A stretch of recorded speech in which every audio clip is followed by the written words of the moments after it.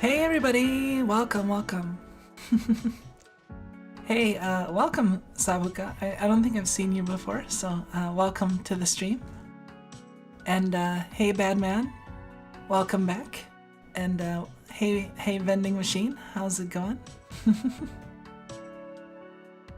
Right into the game. Yeah, well I figured since it's, you know, kind of like a Zatsudan with accompanying shapes, that I might as well just, like, you know, get to the game, because it's not like it's bad if I don't really play much and I just kind of talk, I guess.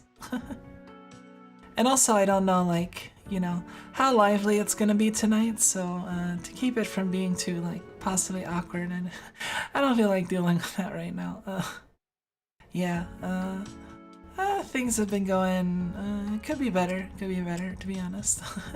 I mean, it's not like, there's nothing like too bad. I mean, you know, today was a brisket day. That's always nice. When we have brisket lunch. Besides that, it just kind of I don't know if I should talk about it, but yeah. I've been here like once half a year ago. Wow, half a year ago. That's impressive given that I've only been streaming for like 2.5 months. I yeah, I don't know how that how that works. But yeah. I mean, I guess like when I debuted, that's closer to half a year ago than not, I guess. Hey, welcome, antisocial weeb. Maybe I'll just ASW. ASW. Yeah, that sounds good. I'll just call you ASW. It's less of a mouthful, and you know, feels like half a year, doesn't it? Like, honestly, like it does. Let's at least get into the game so we can cycle in some good music, you know. Let's see.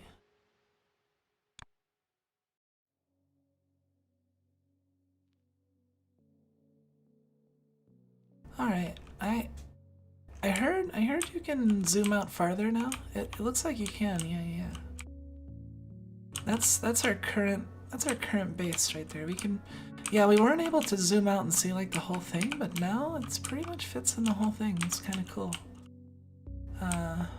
Pretty sprawling at this point.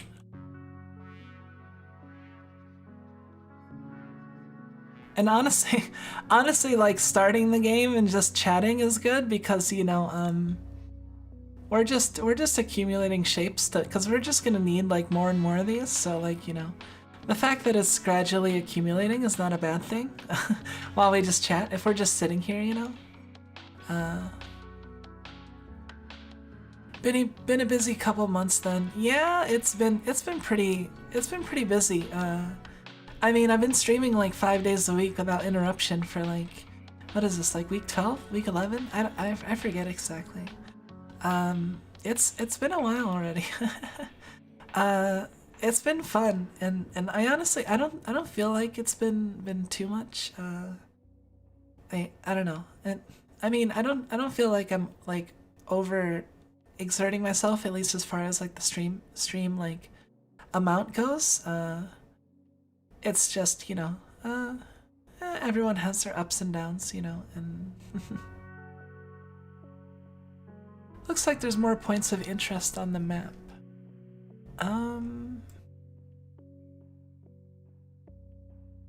I mean, this looks pretty much like, yeah, if you notice all the stuff near the base is like really small, like there's only like small patches, but like out here you get like these huge patches. Just increases in size up to a point, like about here.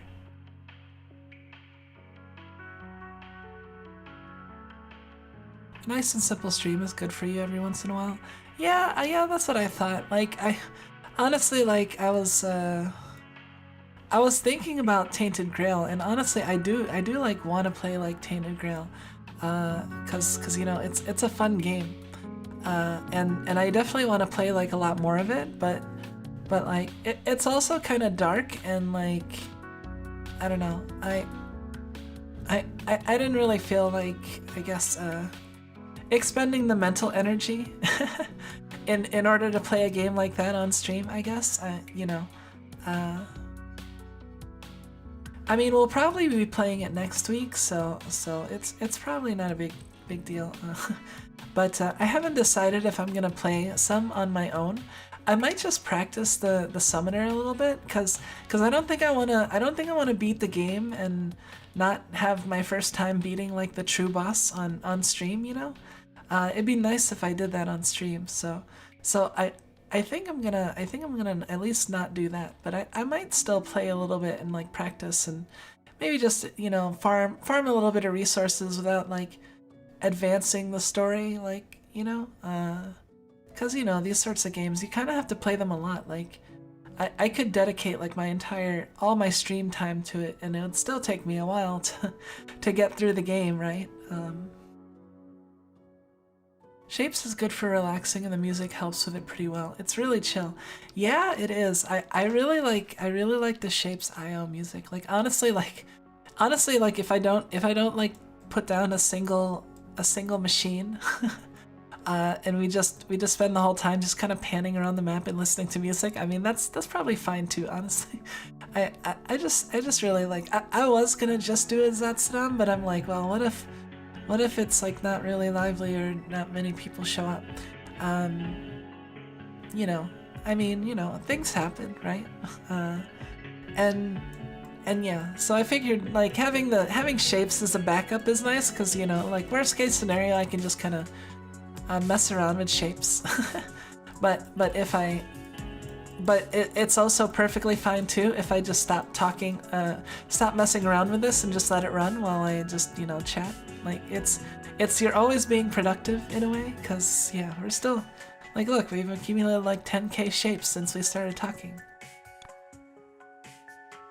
Yeah, it'd still be a good time.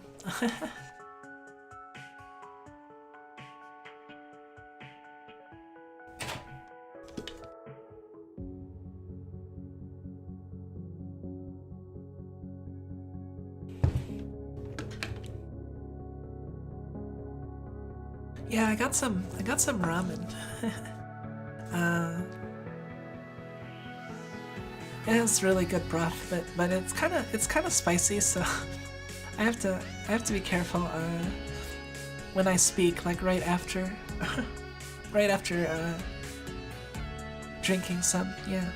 Since talking is on the menu, what is your favorite memory from your own streams thus far?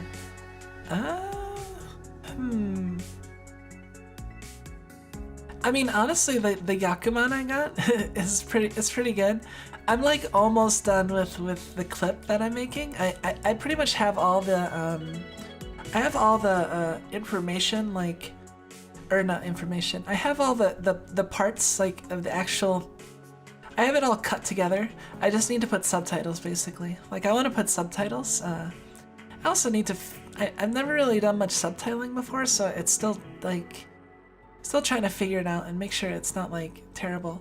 Yeah, but I'm gonna post that on YouTube, so it's like it came out to like I think like 5.5 minutes about, which seems like a kind of long time, but there's I mostly cut it of any like too like extraneous stuff, and I don't know.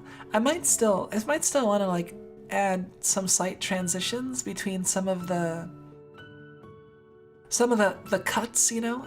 I'm not sure if it's just fine as is, or if I'm just like overthinking it, you know. But yeah, I'm mainly just gonna worry about putting subtitles, and then yeah, I'm gonna put it up. Besides that, what else?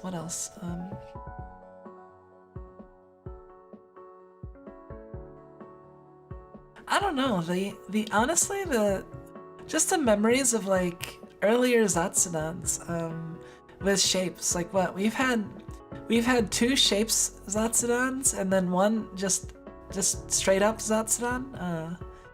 And honestly, the memories from those are just like I don't have specific memories, but I guess I could always like watch my streams and remember like just some of the stuff that we've talked about over the streams, you know. It's just nice being able to chill and chat. And oh no, my phone is making noise again.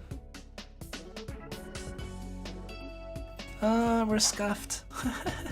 I should also plug it in. I think it was because it was low on battery. 1 second.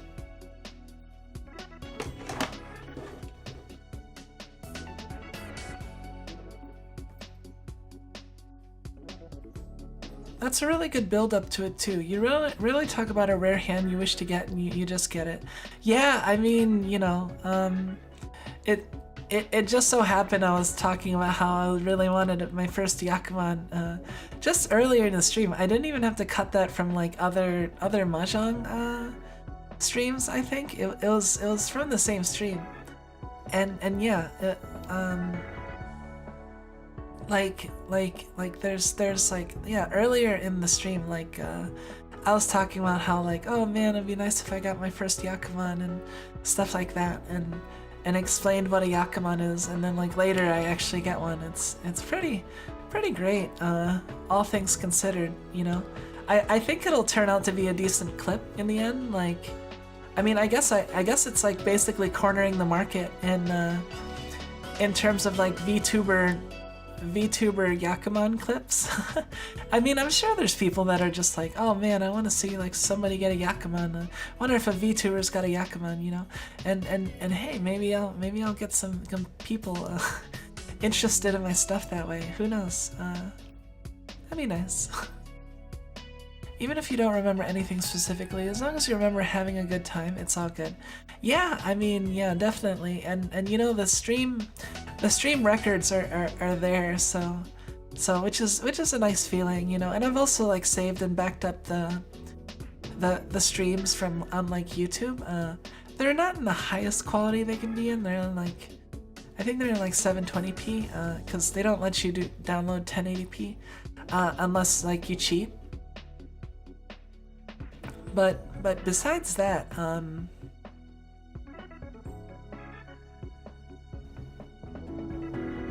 trying to think what else is there.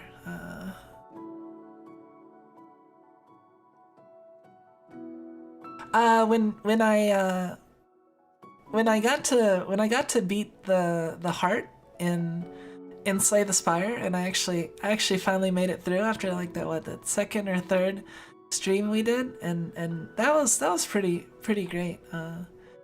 Felt very triumphant, and you know, I love I've said this like a few times already, but like I love the music of the heart.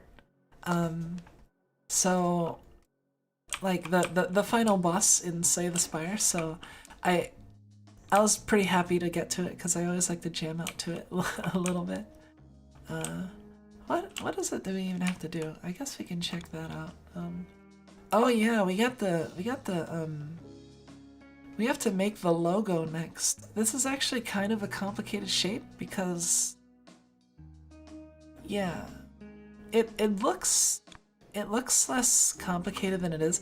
The problem is if you can't just like direct layer these, like if there's a hole in the thing that you're trying to layer and the other thing that you're putting on top of it like fits in that hole, it'll drop down basically to the bottom. So this wants this square on the second layer, so higher up, and basically suspended over like nothing, which you need like a trick to do that.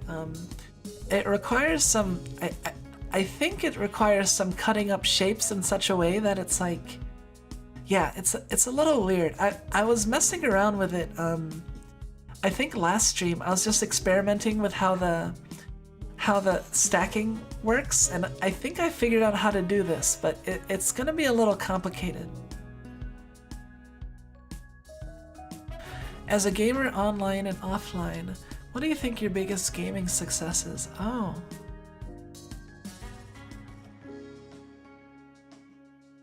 That's a good question. Biggest gaming success.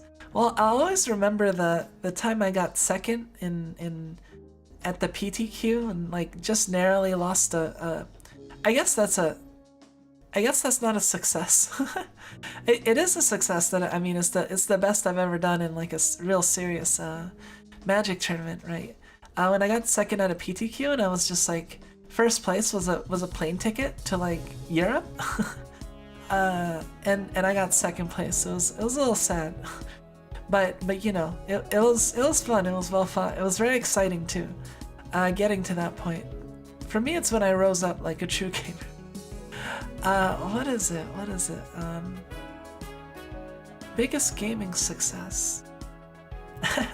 And I don't know. I used to like to brag about soloing dual Rajang in the arena on like Monster Hunter Unite. I think it was Unite. Yeah, like back in Monster Hunter Unite, soloing 2 Rajangs in the arena. It was pretty hard, but I had a heavy bowgun build and like a dodge setup, so I managed to you know, gun them both down and like within the time limit. It was pretty great. What else? I don't know. It's hard to think of it. Like I don't really. I mean, I think of things as more just like, you know, stuff I've done as opposed to just like specific successes. I'm sure there's always something that's like just out of my thoughts that is significant, you know, that I'm just not thinking of at the moment. That I probably like just as, or that's probably the most significant, but I just can't think of it right now. Copy key.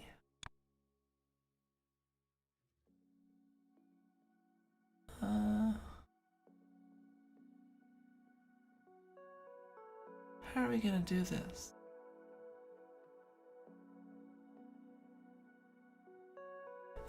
It's gonna take me a minute to just think about how I want to do this shape, though.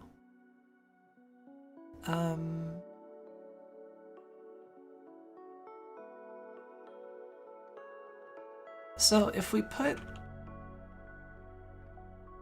well, first let's try to make it.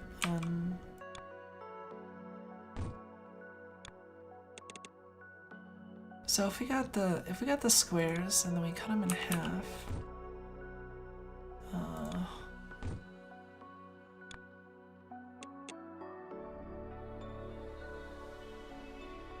And then we layer them on top of something. So yeah, if we okay,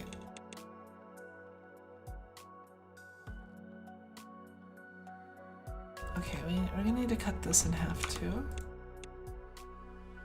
Now, okay, this is, and then let's rotate.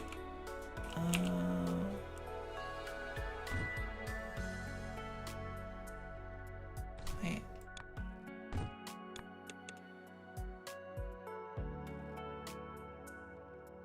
All right, and then we got. So then we want to stack these.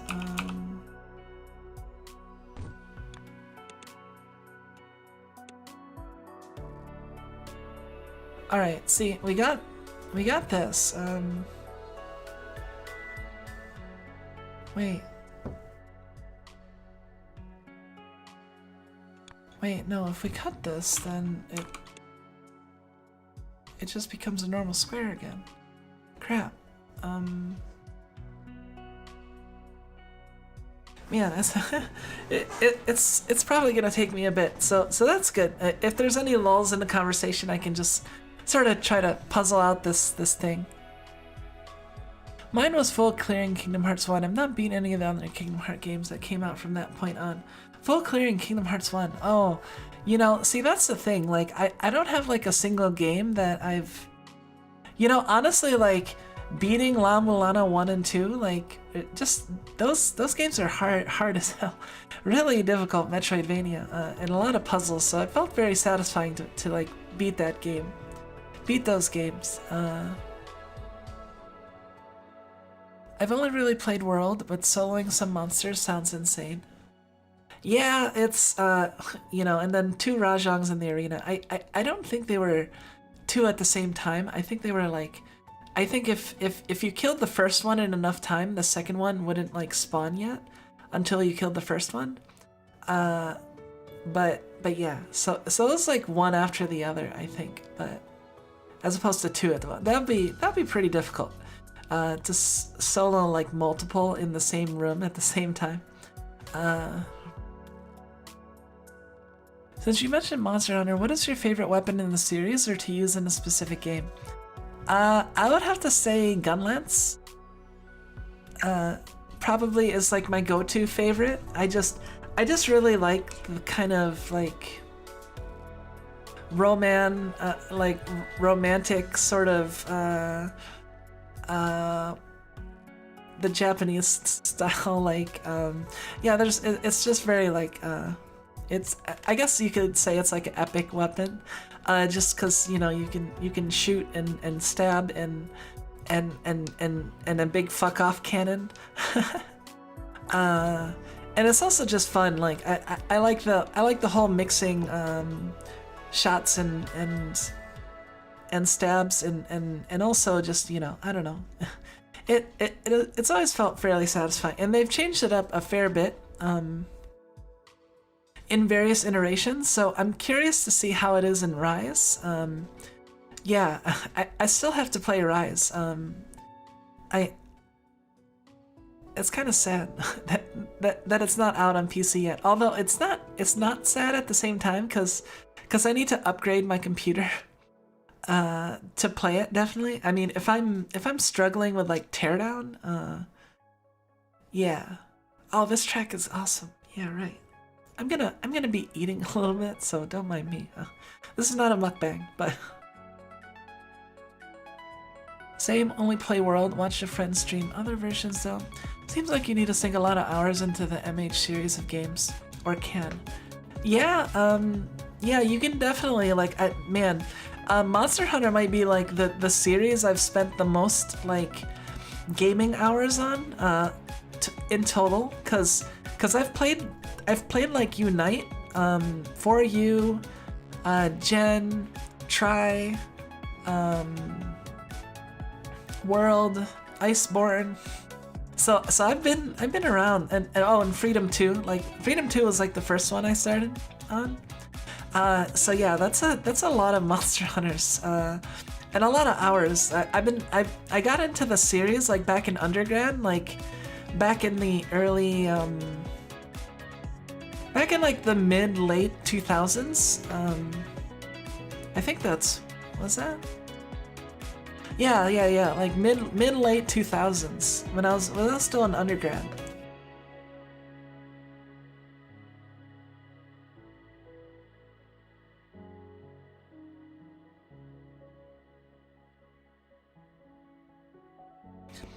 Isn't Gunlance like a very rarely used weapon? You know, I don't know. Like, it doesn't seem like super rare to me. I would say probably like the rare. I would say like Sword and Shield and Dual Blades are probably rare. Just yeah, I don't know. I feel like I've known other gun lances and I see them around, but yeah. Sword and Shield is pretty. Oh, Hunting Horn. Yeah, I also like Hunting Horn. I should have mentioned that's like one of my other mains. I didn't really play it much in Iceborne, but I played it a lot in like 4U and Gen. Yeah, it's really fun. I heard they made it like super easy now too, so I don't know how I'd like it now. Sword and Shield was the lowest, right? Two killing nerds. Yeah, basically. I mean that's the plan, right? Wait, how the heck do I do this?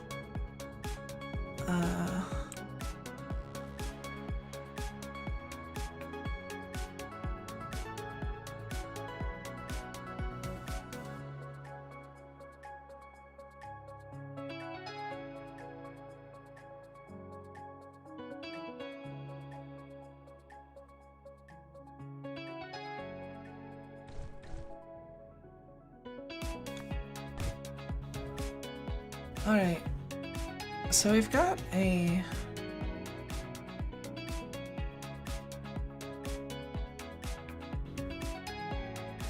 Oh, is that how we do it? Wait. Now, if I...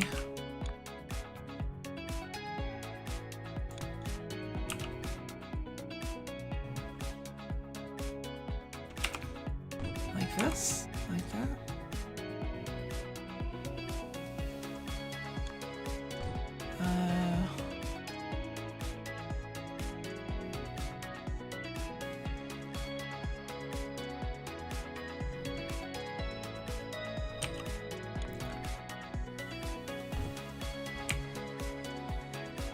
Let's cut this again.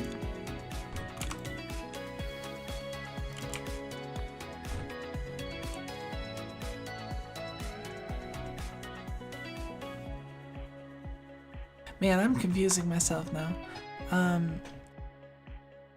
Hold on, let me see where, let me make sure I didn't miss anything. Okay. My 3 favorite weapons in the world were the longsword, hammer, and switch axe. Yeah, hammer is Hammer's probably like one of my favorite like bread and butter weapons. I mean, it just feels good to like triple pound somebody. Ground pound nothing. You gotta do the triple pound, you know? And the golf swing, you know, that golf swing is so freaking satisfying, especially if like you golf swing and you knock someone out and while they're like in the air like a fucking Rathalos, you know, you just like, fuck you. Get down here. You know, and you managed to land that. Yeah, that's pretty fun. Hammer, see, that's the thing. Like I was playing more like Hunting Horn in earlier some of the earlier Monster Hunters, but then I started playing more Hammer, and my main weapons in Iceborne were like Gunlance, let me think. Gunlance, Hammer, and light bowgun. Yeah. I also use the Kushala Teostra twin blades against the raid boss often. I forget its name. I personally enjoyed spinning in midair and mounting the monster. Oh, are you talking about Safi Jiva, the in Iceborne? Or not Kushala. What's his name? No, not Magtheridon. Shit. Now I'm forgetting the name. Oh man, how did I fucking forget its name? Oh no, her name. Yeah, it's Kolviteroth. That's right. Yeah, Kolviteroth is the raid boss, I think from World.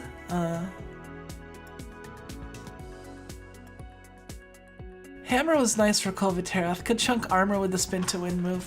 Yeah, oh, and I also played a fair bit of, I really liked near the later end of Iceborne, playing Insect Glaive. Insect Glaive's really fun. I really enjoy like the buzzsaw move when you vault. I mean, I don't try to abuse the vault, but it's just really fun that, like, you know, if a Rathalos, if like an Azure Rathalos is being annoying as hell and just like flying around and hovering, you can just like take it to the air, you know, and just like smack them.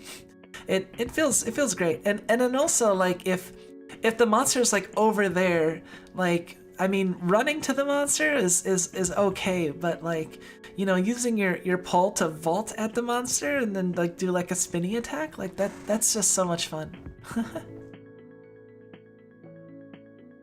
Yeah, Insect Glaive was a lot of fun. I had the Raging Bracky Insect Glaive and some others. Yeah, it was pretty good. I'd like to think the shapes you're making are edible. Otherwise, who would even need so many delicious-looking symbols?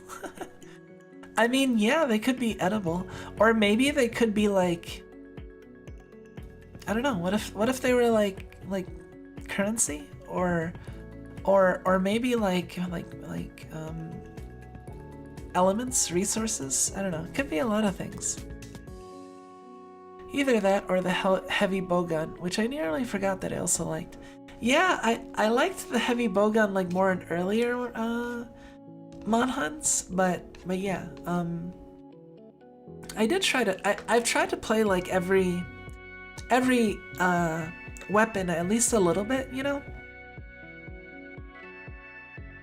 Like I wanted to be like a well-rounded hunter, you know, and I basically played like every weapon to some extent. It's just my favorites and the ones that I've played most often are like Gunlance, Hunting Horn, Hammer, Insect Glaive, especially lately. I've also wanted to like get better and play like Switch Axe, but I feel like it's like not my weapon, you know? Oh, hold on a second. Mon Hunt is really another game I should really get into. Love playing the hammer and stunning the heck out of the biggest enemies. It was very satisfying. Yeah. I mean, that's like a lot of the fun of of playing a hammer in the first place is the fact that, like, you know, you and the hunting horn's job is to stun the monster. So, you know, and you know, if you're the blunt weapons person on your team, you know, it feels good. I don't know, like you're a specialist, you know. Yeah, Switch Axe was fun. I didn't use it much in Iceborne, but I used it in, I think it was 4U where I used it the most. Oh man, this is another one of my favorite checks. Oh yeah, so what are we doing now? We are trying to build...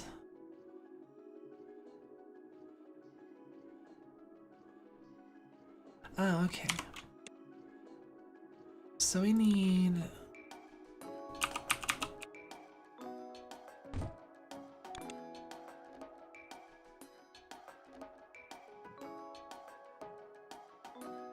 This is awesome track.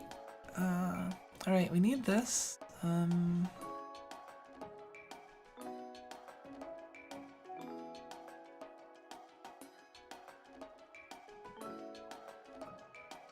Wait.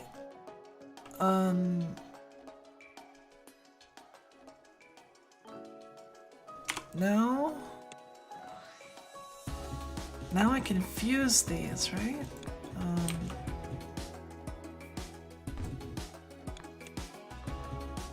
All right, and then I cut this. Yes, I did it. I did it. Yeah, there it is. So then we just need to fuse this part with that part and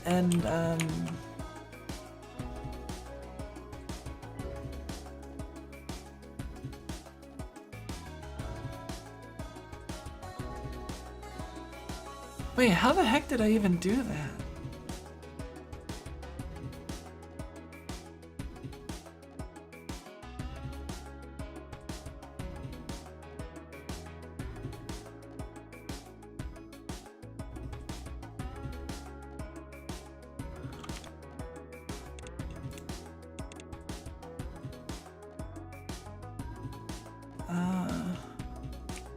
Oh, it's messing up.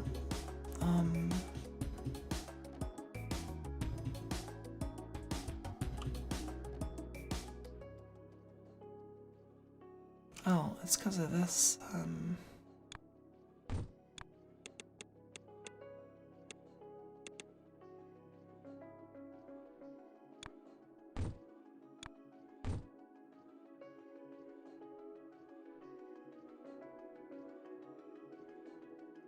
I know, I had it, but...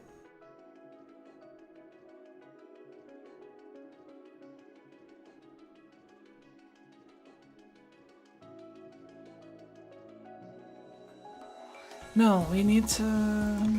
right?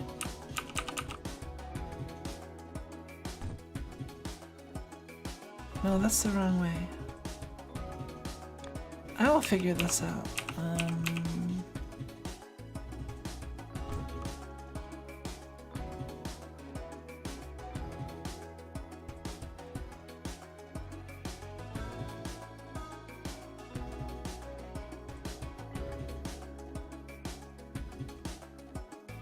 How is it?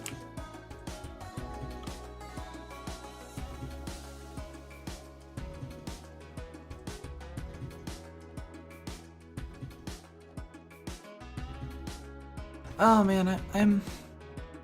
Oh, hey Sal Cavallini. Oh, it's alright. Switch Axe is very fun to use. My hunting horn bill is fully spec'd into healing the team. Could eat one blue mushroom and almost full heal the group. Oh man, that's fun. Left it on no matter what. Yeah. I usually liked more like I don't know. I always felt like you shouldn't like hunting horns shouldn't focus too much on support. I mean, it's always good if you can support, but like I don't know. I was against the idea of like, but at least I don't think they probably do this much nowadays because of how easy it is. But back in the day, some people used to play hunting horn like as like a weapon where like you just kind of sit in the back and not fight the monster and you do your songs and then you run in. It's like, no, you gotta provide DPS while you're doing your song stuff, you know. I don't know, it's like, and then also just like focusing on support stuff and not having any like attack skills. Yeah, it's just play the Kolvitrath armor set. Have the looks, have to heal my team. I only found out what wide range was because of it. Oh yeah, wide range is I had some wide range sets. That can be pretty fun. Like when you're trying to out heal and save people's lives with your wide range. It's fun.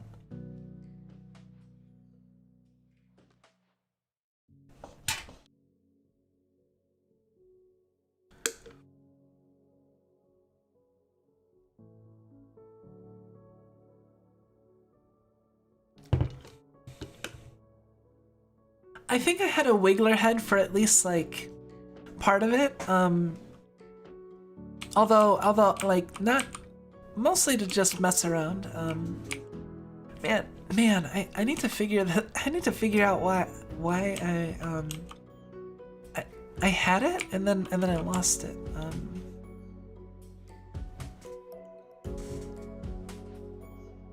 Oh, okay. So.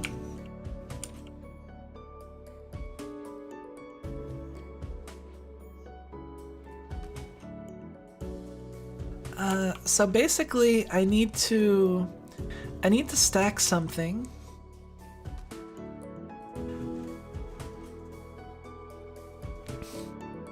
So if I stack half with half, it makes that.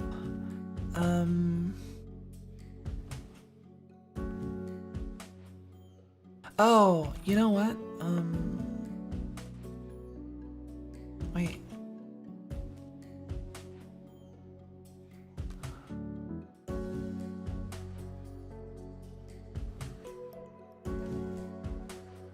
Alright, if I...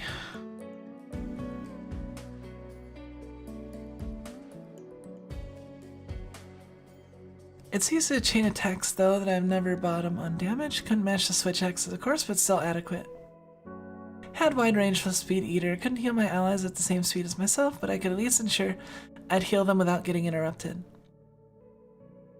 I just like having more buttons to press for a fight, if we're being honest. I mean, yeah, that's fun. I mean, that's why I liked playing a holy priest like back in the Burning Crusade WoW days. I used to enjoy like what did I do? Just the fact that there were like so many different buttons, you know, and so many, like I felt like I had so many options. I felt like I was like a Swiss Army healer, you know. Like holy priests were like kind of jack of all trades, master of none.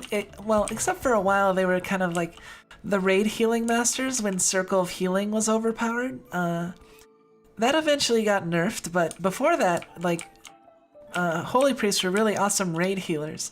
And it was always fun being a raid healer because as opposed to just like a main tank healer where you're mainly just focused on one target, like the raid healers have to just like watch the entire raid and like, you know, adapt to the circumstances, you know, like sometimes the main tank will suddenly be taking extra damage and needs like backup heals, and sometimes like, you know, the DPS will stand in the fire or other stuff, and you gotta be reacting to save from wipes and stuff. Yeah, it's a lot of fun.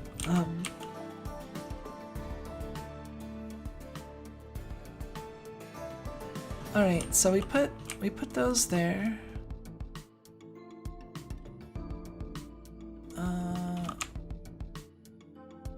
That makes that.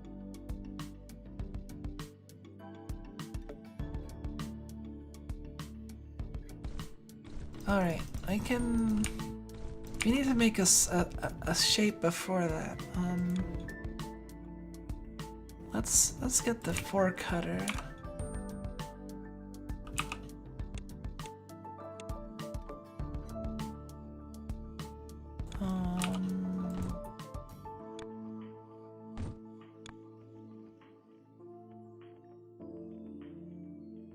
We'll put that in the trash.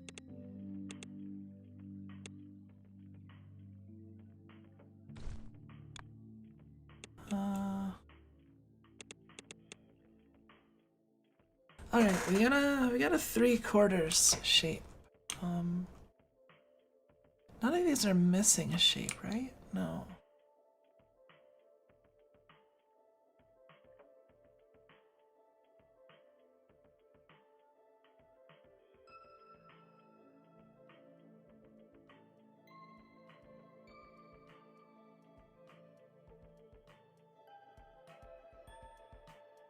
Wait, where was the thing I was just messing with? Oh, right here. How did you fare against the behemoth when it came out? Oh man, you know, honestly, like, I've never like completed the behemoth fight. I just never managed to find like a group competent enough, and I guess I never got good enough at it myself. I can't entirely blame other people, but I never ended up like actually beating it. Yeah, unfortunately. And then I think by the time, like, yeah, I just never ended up beating it. It was a cool concept for a fight, though, I thought. My friend was exclusively a Switch. Since you mentioned WoW, what is your favorite WoW memory then? I think my first raid where... Yeah, my first raid that I was ever in with like more than, you know, a regular party was pretty exciting. It was I think it was a 25-man against Gruul's Lair. Was it 25? I'm pretty sure it was 25. Cause yeah, there was a lot of people. It was a 25-man against Gruul's Lair, and it was my first raid ever, and I didn't have like frames that showed me like if someone was out of range yet, so it was pretty crazy, like running around and like, oh, that person's out of range, that person's out of range, oh, how do I do this? It was very intense, but we managed to make it through, and then I got an epic, my first epic from that raid. Like, it was Gruul's Teeth, which was a really good healing necklace at the time, so it was very suitable. That's a shame. The stuff you got from it was pretty good. Yeah, I actually knew someone who like never ended up actually beating it, but like still managed to make the whole armor set just from like the stuff you get from like breaking off parts from it, and the rewards you get. Yeah, it was kind of funny. But wait, okay, let me. So we got this.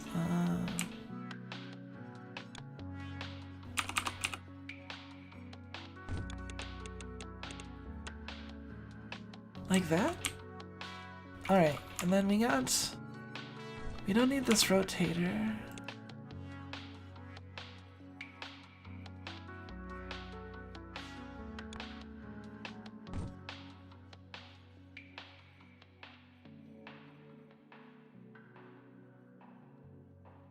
Alright, so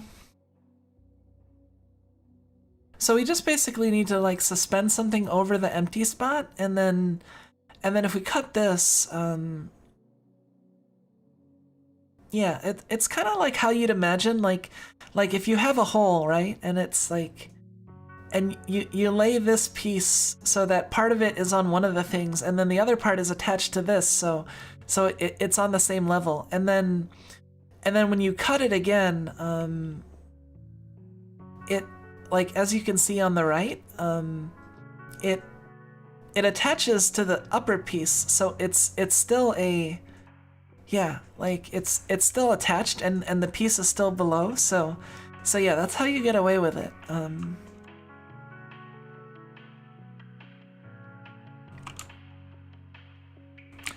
So now we know the strategy. We just need a shape with a hole in it to be able to put that piece in.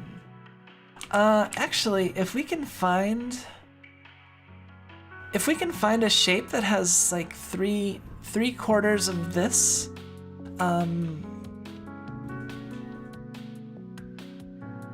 yeah, we can. Let's see. We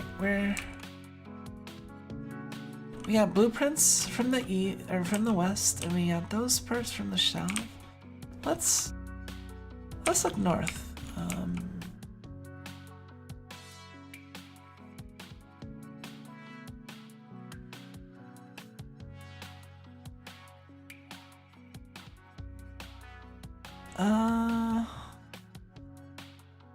This should work.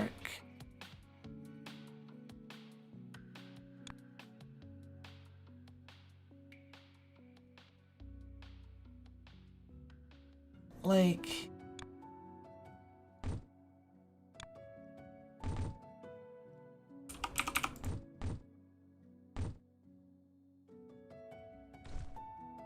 $14, 5 extractors.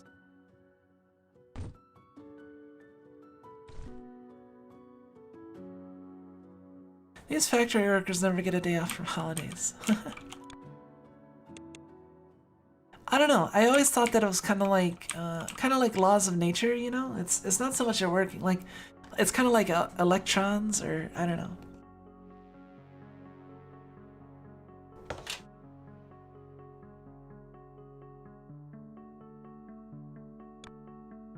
So here's the plan.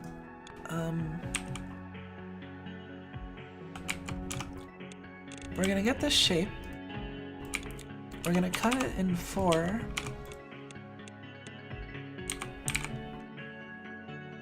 We're gonna junk this because we don't need that. And then we're just gonna combine these again.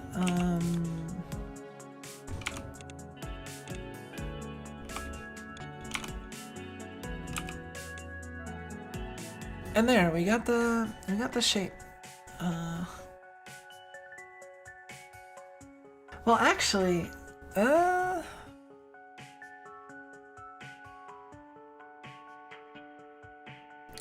shit, it's this is kind of complicated. It's really gonna take me a minute to do this.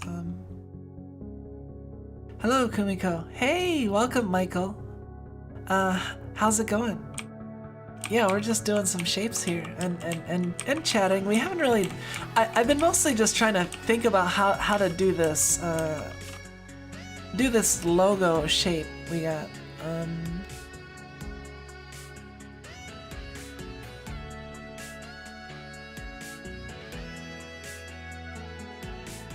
Like, we honestly don't need. Like, I don't think we need. Okay.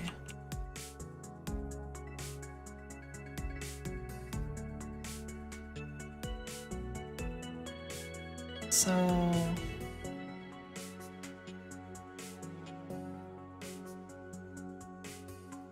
I guess it didn't matter that we had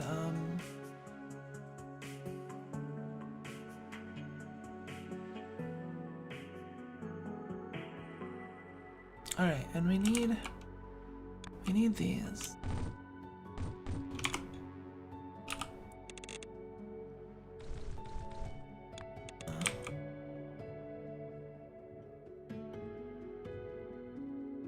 We will cut. We will cut this.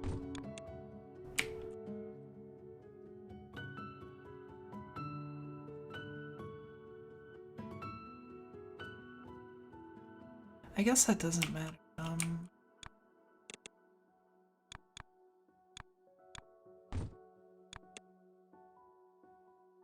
We just need the half.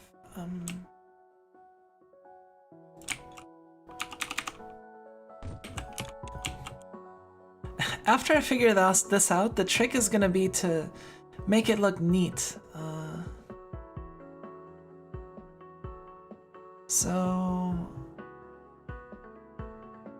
And having it be like a nice streamlined setup that we can duplicate. So yeah, we're gonna have, oh geez, that's, why is it turning out like that? Oh yeah, cause how do I do this?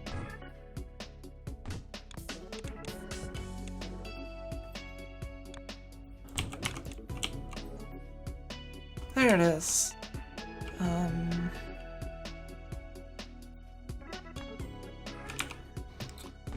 And then we got the cut.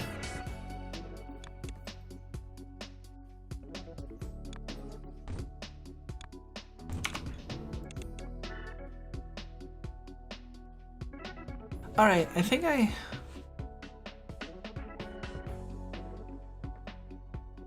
least your conveyor belts move extremely fast. They move very slowly at the beginning of your first sessions. Yeah, they did. They moved very, very slowly. It's definitely picked up a lot. Let's see. I think we've got this pretty much set. I just need to streamline the. Let's see. I just need to streamline this because I'm gonna have to make like a lot of these. So this is kind of like spaghetti right now.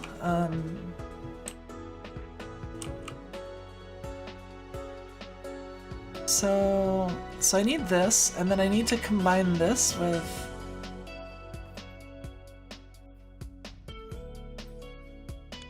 like if I. Oh yeah, we also got the cool splitter now. So we can do that.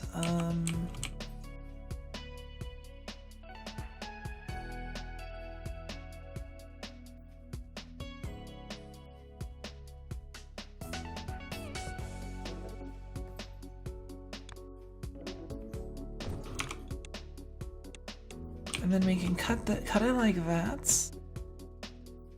And then we combine these. And then we rotate it. And that's the shape. So we got the shape. Now we gotta actually paint it, cause it's also unpainted mixed with white. So we have to also do that. So this is part of this step.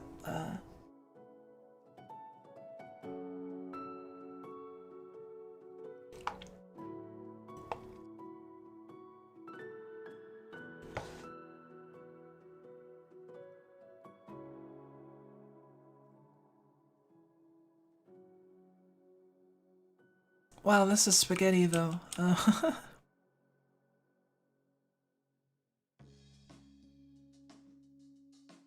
Well, let's put trashes.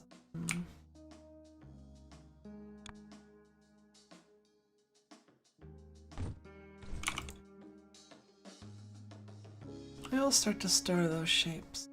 Well, actually that's the thing. Like, there's no point to store these shapes actually. Cause we need to paint. Actually, did we get the quad painter?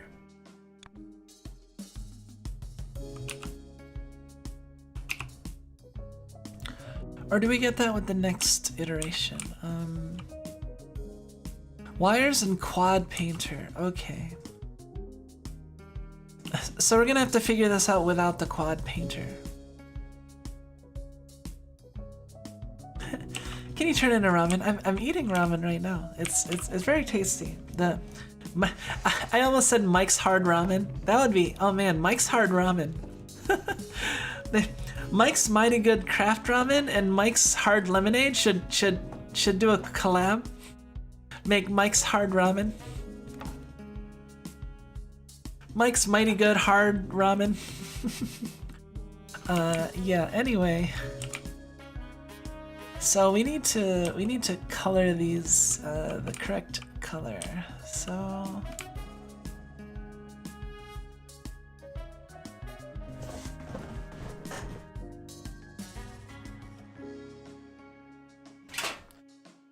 what's the most logical way to do this?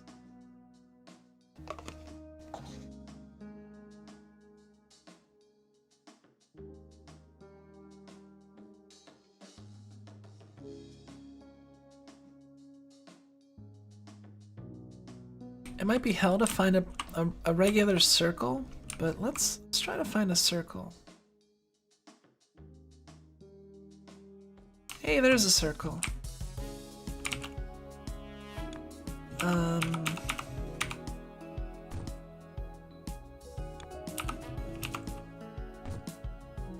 This is a very this is like this song right here kind of reminds me of like industry, but like cool industry. It's like, I don't know, it's like it just gives me like, yeah, it gives me those feels like kind of a cool chill, but also kind of like industrial. So maybe it's like positive capitalism or something. Well, I guess industry doesn't have to be. I don't know. Not really my forte.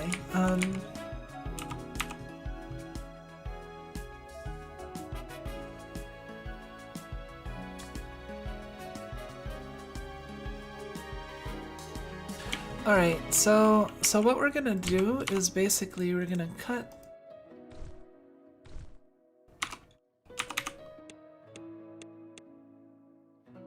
We're gonna cut these into 4. Wait, I have. And then we're gonna rotate.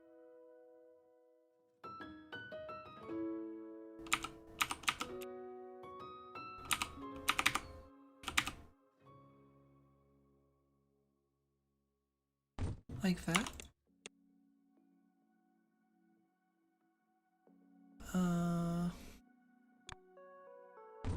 And we're gonna rotate like that. Well, it doesn't really matter, honestly. Like, we just need to... Well, okay, wait. First we'll paint the circles, and then we'll cut them into 4s. And then we'll combine them like so.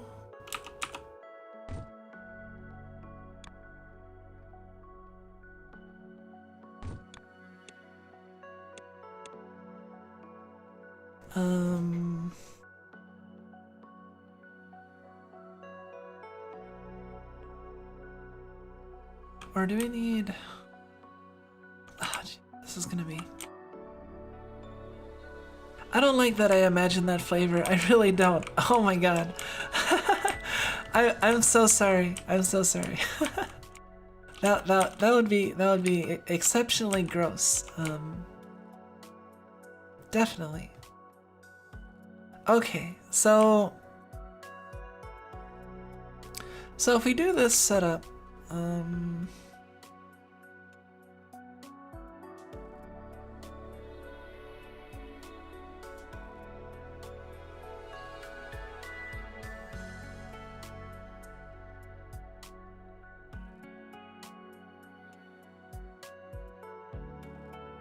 we also need a square.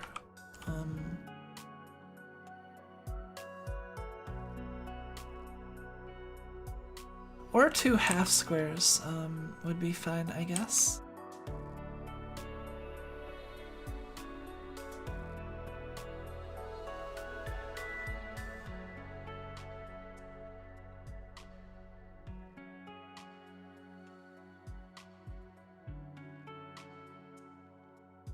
I guess we can use this.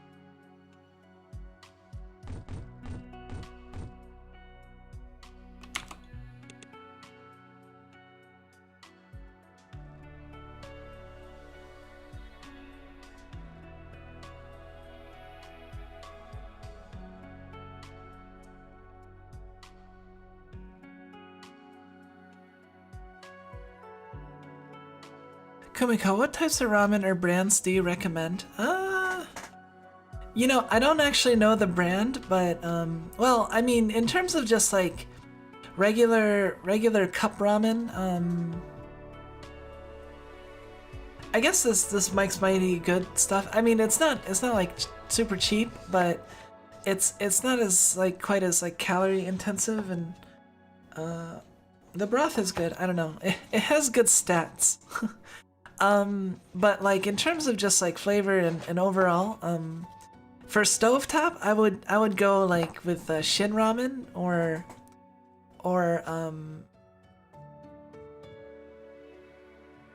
there's like an instant yakisoba that's pretty good too. I don't know.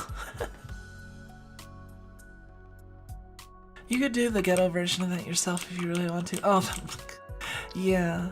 I mean, I've made the mistake of crawfish and chicken ramen before. It can't be much worse than that. Crawfish and chicken ramen. That actually sounds kind of good. Like, do you not like crawfish? I mean, I don't know. I like seafood, so I can't imagine that mixing chicken and seafood would be bad. I don't know. It's kind of weird to me.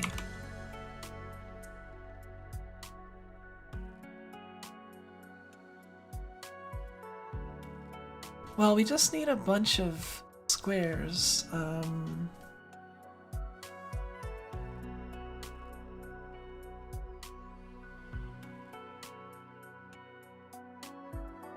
Oh man, this is taxing my one remaining brain cell. Let's see.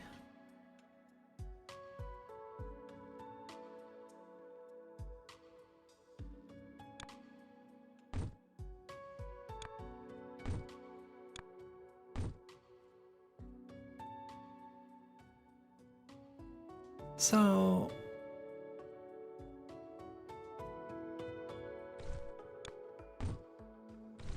I just trash one side.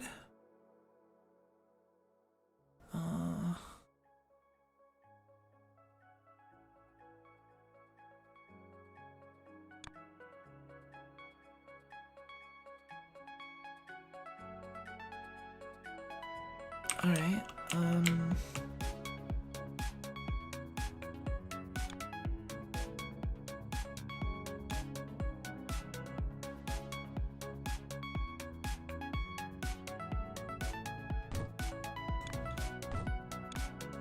Oh yeah, we got the new splitters, so we're actually gonna be pretty we can be pretty streamlined with this.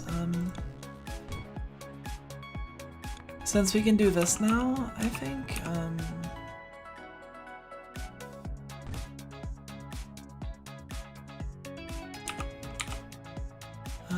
Two.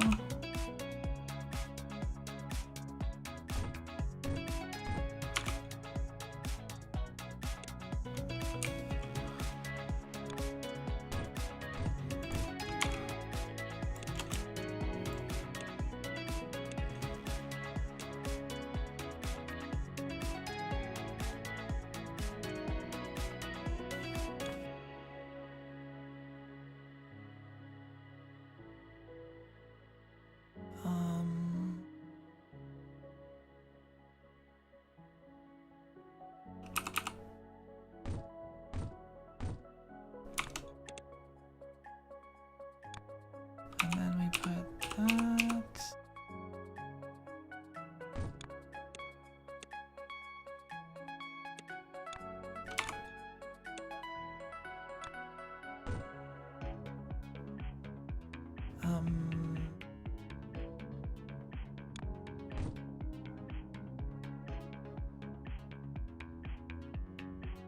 All right, yeah, that's all I need for a full belt of that. See, I thought that too, but it ended up tasting overly crawfishy, but with some chicken as well. We were camping and I caught a bunch of crawfish, and that's what I placed in the soup. Huh. I don't know. Well, I mean, if you just like caught crawfish, I don't know. Like, I guess if the crawfish was a little overpowering, that might be bad. Yeah. I mean, I really like seafood ramen, and like really spicy like seafood ramen is like really good. My neighbor figured out he will make some fried breakfast this morning and opened up all of his windows. Hash brown and onion smell is just raising over to my apartment. Delicious. Oh yeah, speaking of hash browns, I should make hash browns or tater tots for breakfast. Kind of a fortunate mistake, I guess, like a chance card in my favor. Is I ordered groceries tonight and there was, what was it? Oh, I've got classes. I'm gonna head out. See you another 2-3 months from now. Well, thanks a lot for coming. I appreciate it. And hopefully I see you sooner than 2 to 3 months. That would be nice. But thank you for coming. Either way. But as I was saying, no, we got some tater tots from delivery. Like I didn't put it on my list of things that I wanted them to get for delivery, but it just kind of ended up in my, and I checked the receipt and they didn't charge me for it, so I just got free tater tots basically, frozen tater tots. So I might cook those maybe tomorrow morning. I don't know, tomorrow afternoon. I don't really do much breakfast. I kind of wake up and it's already lunch, you know. When I was younger, I put chocolate syrup and normal maple syrup in my ramen because I just watched Alf and he put syrup in his pasta. Long story short, it's not a good mixture. Oh man, that sounds terrible. Yeah, I really don't like mixing sweet and savory, you know, like anything that's like, you know, like a fruit curry or too much like that, or like sweetened pasta. Like there's some people that put like sugar in their pasta and it's like, oh no, I can't do that.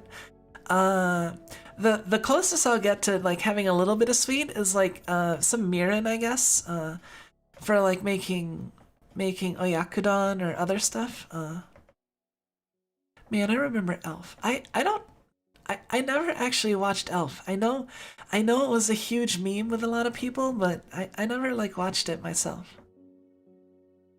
Prima Taste Laksalamian is my favorite stovetop ramen though, just for the record. Highly recommend.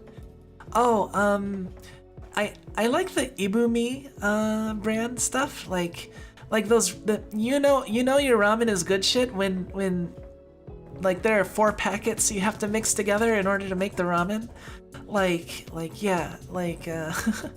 The ones where it has like the oil, the soy sauce, the assorted garlic or whatever, and the chili and the spices, and you have to open up like all 4 packets and mix them together and stuff. It's just, I don't know, it's really good. I actually have some that I haven't had in forever. That's the thing too, like sometimes I'll get into a kick where I'll like really like a certain food and I'll eat it like semi-often, and then I'll just kind of forget about it, and then I won't have it for a long time. Like that's something I haven't had in a while, is that kind of ramen. I've sort of just had a package sitting in the back of my pantry for a while now, but I had the DVD, so I watched it a lot. I remember it being fairly enjoyable. I was also a small child. Wait, why is it slowing down?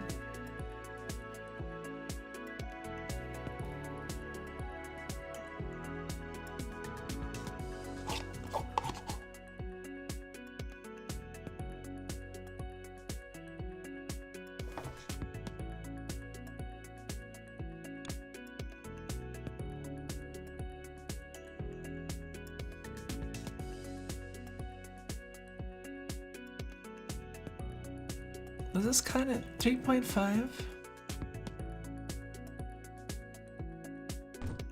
Do I need another one?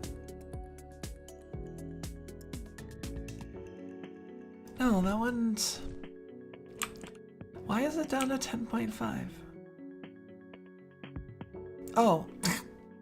Why is this just right there, the trash? Okay. That was kind of dumb. Watching it as an adult could give you a headache. Oh man. It reminded me about the desire for cheesecake.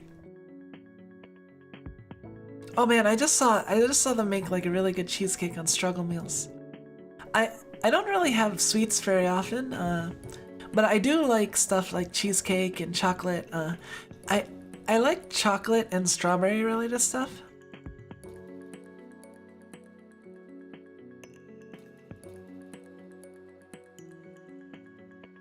There's a savory sweet dessert in a cheesecake that uses blue cheese and raisins. It's awesome. Oh man, I'm gonna have to pass on that. Like blue cheese is like a maybe for me sometimes. I like it like in very specific contexts, I think. And that's only like semi recently. As for raisins, I hate raisins. I really don't like raisins. I have kind of a personal vendetta against raisins. I remember when I was young, my family would get mad at me because like we had Raisin Bran, and I would take all the raisins out of my stuff, and I would just put the raisins back in the box. and so like people started complaining that like the Raisin Bran was just raisin.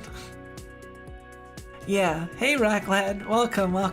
Yeah, I'm just talking about the raisins and how I hate them. I really don't like raisins. I like grapes. I don't know why I don't like raisins though. Oh man, I brought up a nemesis and raisins. Yeah, you did. I really don't like raisins. Like, if they're in something, like if they're in like a savory food, or if they're I just I don't like them. They're just little sweet, like little annoying. Ruin everything. Yeah, I don't know. Like I said, I used to take all the raisins out of the Raisin Bran because I just like the bran. Like the bran was just really tasty, and I used to just like it. But the raisins are just, I don't know, they're just annoying. Like, I don't know why I don't like them. I'm sorry, I have to unsubscribe from you now, Kumiko. Oh man, you unsubscribed because of Raisin Bran? Oh man, that's certainly something to unsubscribe for. I'll miss you, but that please don't unsubscribe. I mean I still not gonna like Raisin Bran, but yeah, please stay. I mean, grapes and raisins have a somewhat different flavor profile, even though they're the same thing. Yeah, yeah, I don't like raisins, but I think I might like. It depends on if they're more raisin or dehydrated grape. Like,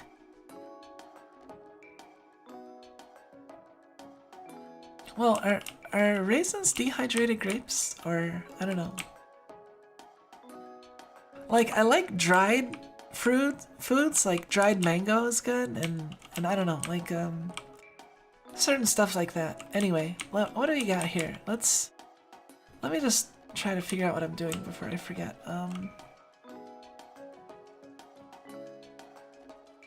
Oh god, this is a confusing shape, right?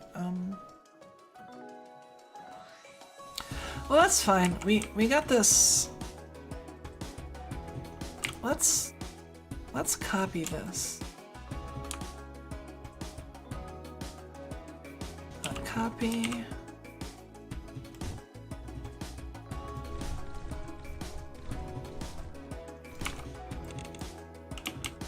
Alright, okay, so we're copying. So I just made that looking a little bit more streamlined. And we got a full line of.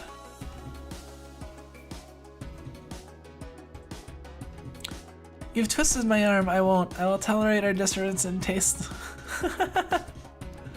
I'll tolerate our differences in taste this once. Okay, well. I'm glad we differ on virtually no other tastes at all. Man, that means you're a degenerate, you know that? Never tried dried mango, but I tried dried apple and bananas, wasn't a fan of those. I don't know, dried mango is like, I don't have it very often, but it's kind of a memory of like childhood. My grandmother like used to carry around like dried mango in her purse and feed me some. That's what I like to do with Lucky Charms. Instead, I put the cereal back in the box and eat the marshmallows. I'm surprised they haven't had a just marshmallow. Have they ever had a just marshmallows, like just Charms? As opposed to the cereal? I don't know. I feel like I've done something similar and just tried to, you know, just, I don't know. Cause yeah, I mean, obviously everyone likes the marshmallows and the Lucky Charms, right?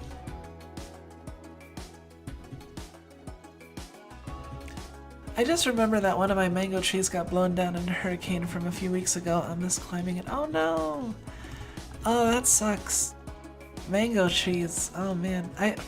You know, I had an apple tree in like my first the house that I grew up in, like we had an apple tree in the backyard, and I think it mainly just made like crab apples. They weren't like good apples, I think. Yeah, but and yeah, I don't know. I don't really have anywhere I'm going with that story. I had an apple tree in the house I grew up in. But they weren't really good for like eating or normally, like I think you can make pickles out of them, but that's about it. We don't have Lucky Charms. What do they taste like? They taste like bland Cheerios mixed with like little nuggets of sugar.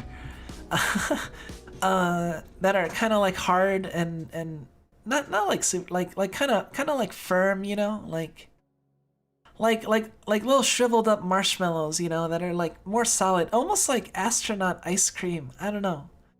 That's kind of like, now that I'm thinking about it, like Lucky Charms marshmallows are kind of like astronaut ice cream. They used to, but it removed from the shelf in my hometown. Oh, the all marshmallow Lucky Charms? That would be intense. Just thinking about the marshmallows and Lucky Charms make my blood sugar spike. Oh no. Yeah, I honestly like for cereals, I like stuff that has like brands and oats and like nuts and like honey bunches of oats. Wait.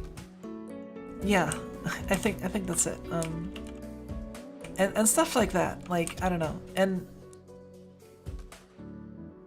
oh, and I used to really like Rice Krispies Treat cereal, but like that was when I was really young. And I used to eat Fruity Pebbles a lot, like when I was a kid.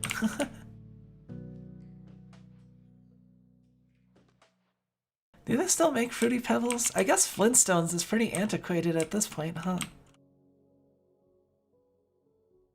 I mean, Flintstones was already kind of old, like when I was a kid, so yeah. All right, we got this.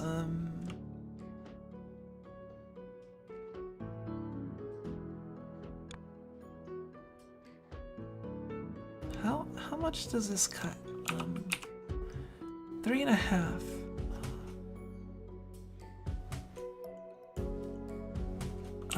Oh man, so this one's gonna be like way bigger.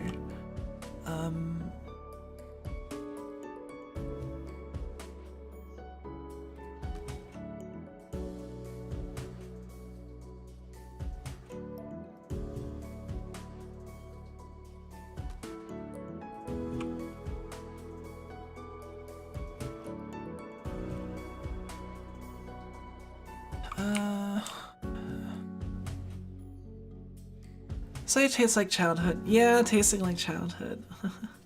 I miss Flintstones and other Hanna-Barbera cartoon. Rip that studio, my best childhood cartoon memories. Oh, the studio's gone now? Oh, that's a little sad. I don't know.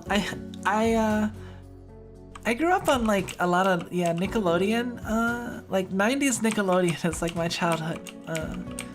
And also Cartoon Network like a little later on, but I didn't really get Cartoon Network until I was a little older, so I was mainly like Nickelodeon and yeah, oh yeah, speaking of childhood shows, what's your favorite cartoons from childhood?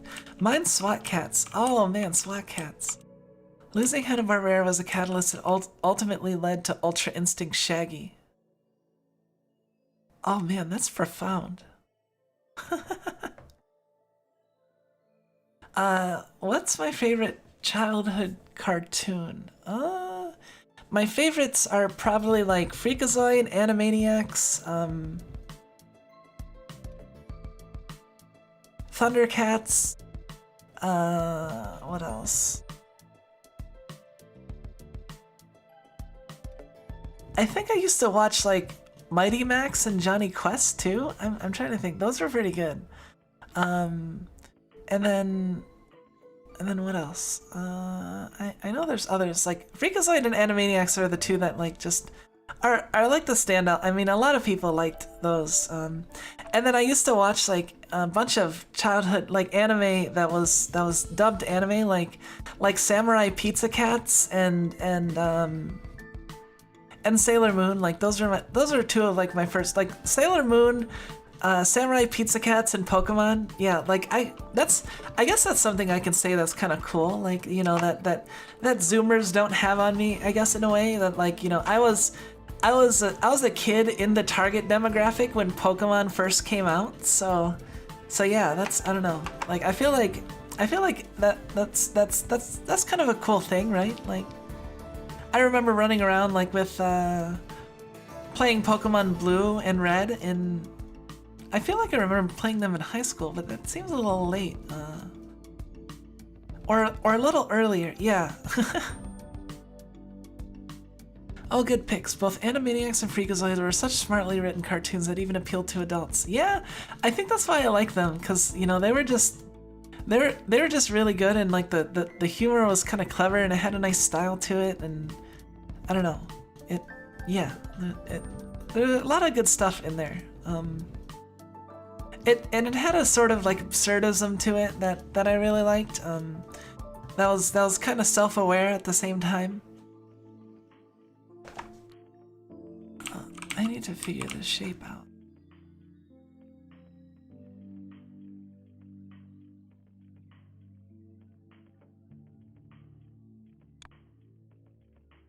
Stacker is, I need 2 of these per.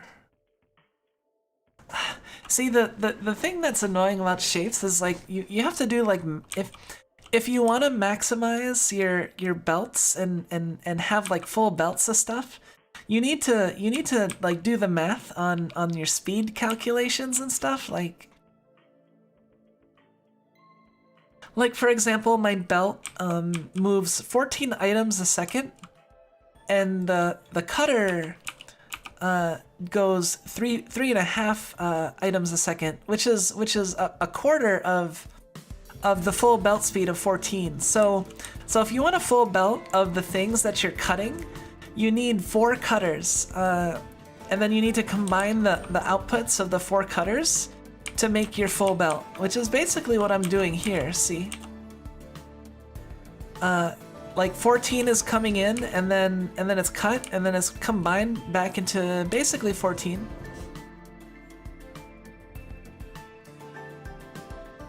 Animaniacs and Tailspin for me. Oh man, Tailspin. I remember Tailspin. Yeah.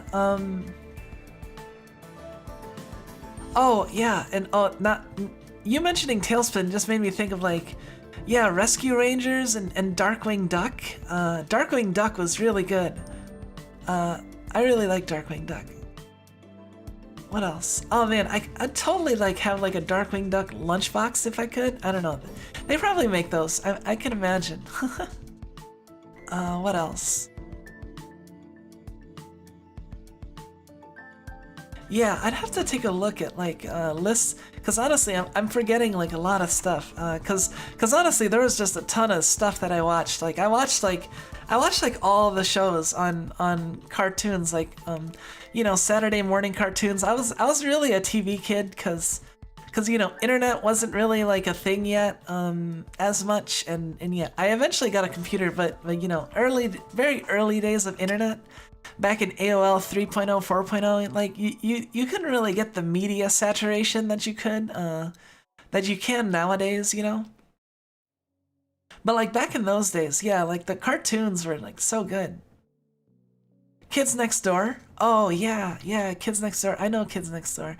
I honestly didn't watch much Kids Next Door. Like the ones that I watched were pretty good. Oh, you know, that reminds me of another show, Recess. Oh, I should drink some water. Hold on a second.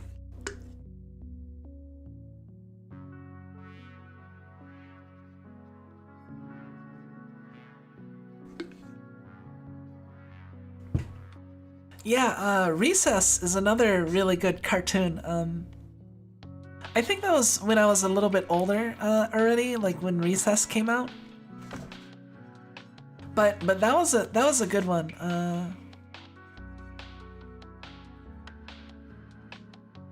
yeah, it was fun. I don't know. I liked it. And what else was there? There's I'll have to think about it. And maybe if you a lot of these shows I've heard of but never watched. Yeah, I mean, you know, honestly, there's like a ton of shows, so even if you do have some memories of like some of those shows back then, like there are definitely some shows that you never watched or you never even heard of, you know. Like there's the ones that I know of, but Hey Arnold, yeah, Hey Arnold. Oh yeah.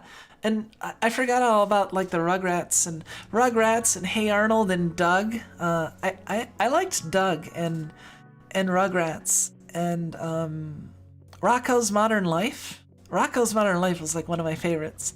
Ren and Stimpy was okay, but honestly, I didn't like the art style like a lot. Like it was cool, and it was kind of fun and kind of like raunchy, but like I honestly liked I liked Rocco's Modern Life better.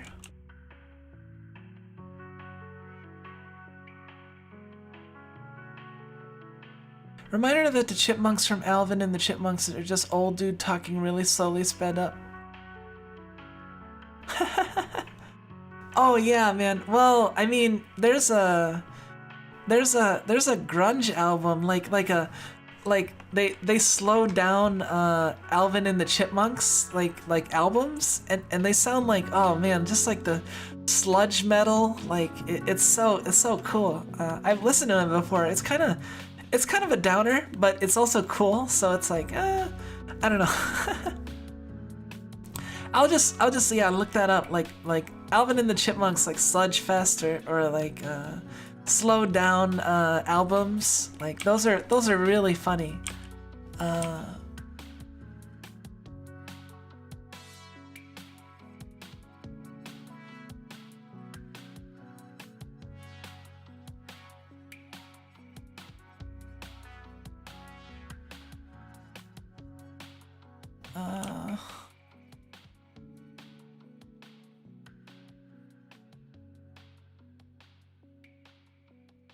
So we need 4 of these.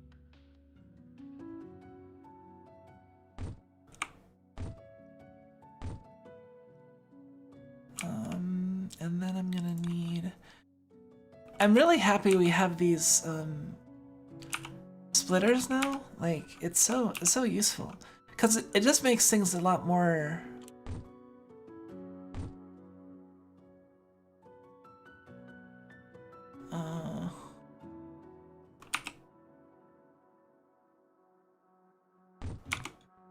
And then we can go like this.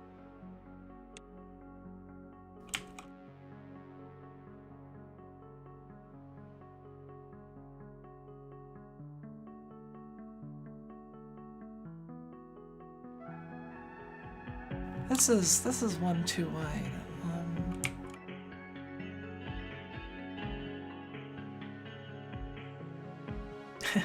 I'm like not really OCD, but sometimes I am. Like, I feel like I'm OCD, except for when I feel too lazy, and then like, well, I know I'm like not actually OCD, right? I don't wanna offend anybody, but just in the sense of like the fact that I don't need these upper parts, like it could annoy me, but I would just like I'll try to convince myself that it's fine and just kind of deal with it, cause.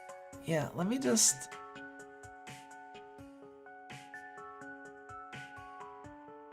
So we copy this, and then we move this down one, and then we remove these, we copy these.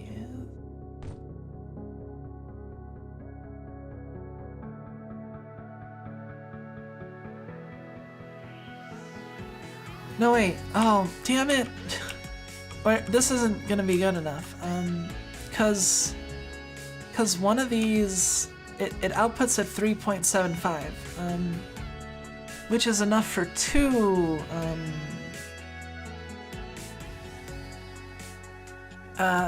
Avatar: The Last Airbender. I watched Avatar: The Last Airbender like when I was already an adult in like grad school. So yeah, I sort of missed it growing up. Ren and Stimpy have that awesome log sawing joke that is just gay sex. How they got away with it, I don't know. Yeah, I remember that. Oh my god, that was... You know, I honestly remember like watching that when I was like a little kid, and honestly, like, I didn't even have a dirty mind at that point. I just sort of watched it. I was like, haha, that's funny. That's funny. They're doing the log thing, but they're making it sound like they're doing something else. Haha. And I didn't really think about it. I was just like a little kid, you know. And yeah, like. The Grim Adventures of Billy Mandy, Home for Imaginary Friends, Courage. Oh, okay. Yeah. Thank you for jogging my memory though. Those are all good ones. Grim Adventures was good. I didn't watch it as much, but whenever I caught it, it was good. Home of Imaginary Friends, I did catch some of that, but I didn't end up watching much. And Courage, I feel like by the time by the time I got those and those were coming out, it was kind of like watching less. I was kind of spending more time online and watching stuff like Toonami and stuff like that, I think. So I didn't end up watching as much of like those stuff. Invader Zim was really good though. Yeah, that was really good. So we need...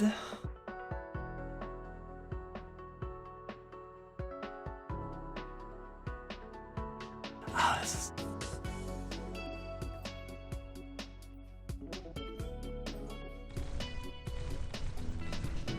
Well, delete all of this. Delete all of this. So we need...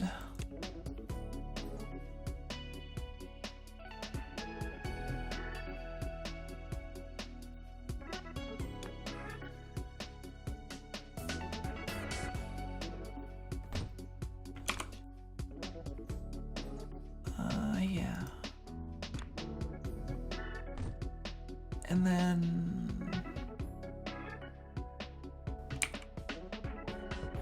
And then this needs to feed to two things.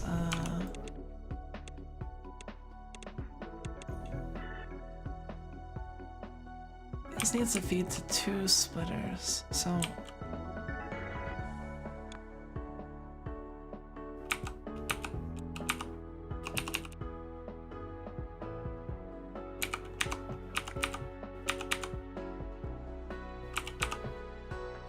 Alright, so...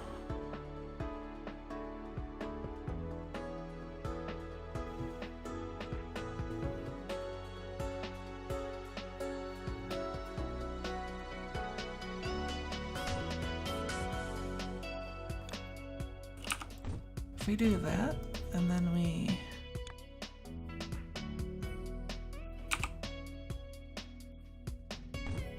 do that...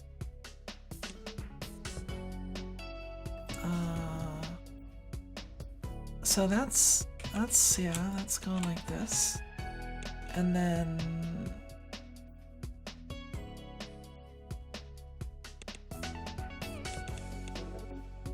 we do the two.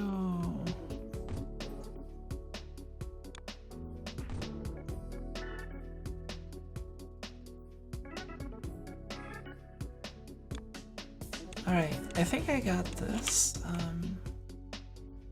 Well, it doesn't have to be this far up. And then we just have to mirror this on the other side.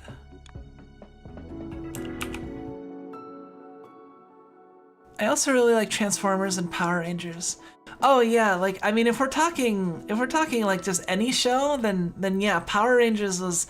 I was a really huge Power Rangers fan when I was little. Yeah, the first Power Rangers, I remember. Dexter's Lab is also very good, and Johnny Bravo was fun. I really like Johnny Bravo. Giant robots, yeah. Like my cousins introduced me to Voltron as well, cause they were like, cause like my cousins are like old, kind of older than me, and they were like, oh, you like Power Rangers, like you need to check out Voltron, like that's basically like Power Rangers, but like our Power Rangers, you know, something like that.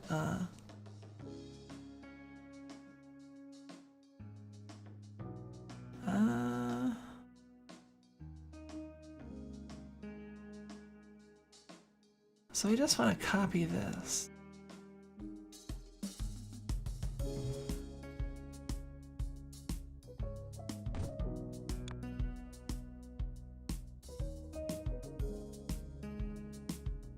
Oh no, we're not going to be able to copy it exactly.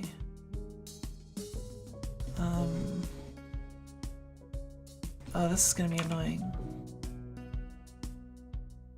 Dino Force was the last one I saw before I got out of the Power Rangers. All this talk about old cartoons and TV shows makes me feel old. Well, yeah, I mean, I feel old all the time, but I'm not young. I am definitely a boomer. I am a Lolibaba VTuber. I don't watch Power Rangers anymore. I watched 19 series of Kamen Riders, out of which I watched in 4 days. Fun fact about Power Rangers, MMPR was actually American localization of the 18th season of Super Sentai. They were going on for a good while before they hit America.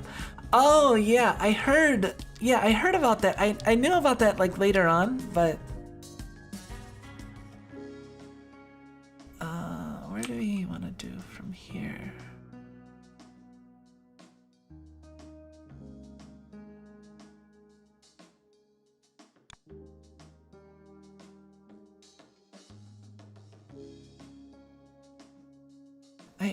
Oh man, okay.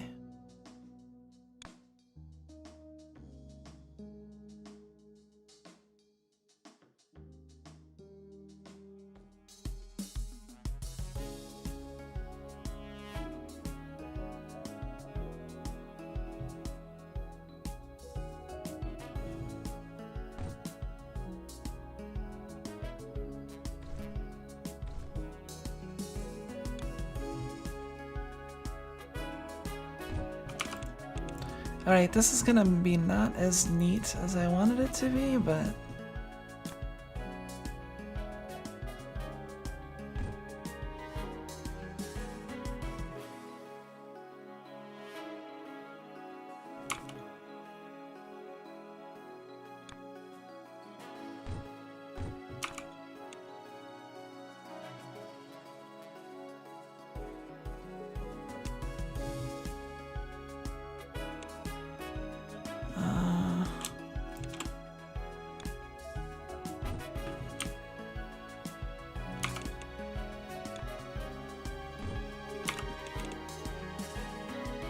like that?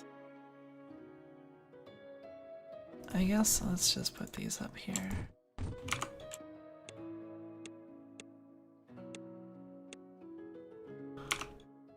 Alright, and then this should be a full belt of...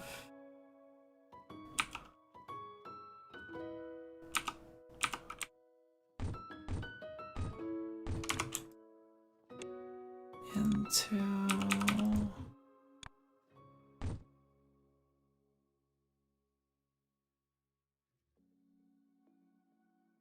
Tokusatsu is pretty hilarious though. There's one particularly ridiculous one called Kaiketsu Zubat from the 1970s. On that note, I also can't wait to see Tokusatsu Spider-Man in the second Spider-Verse movie. Tokusatsu Spider-Man? Is that the jet? Oh man, I remember like I saw the Japanese Spider-Man opening when I was in like undergrad. It was really funny. Why is this not a full? Oh, because this is just, yeah, this is... Hold on, this is 7? 3.5. 3.5, 7. Oh, yeah, because... I need 2 of these.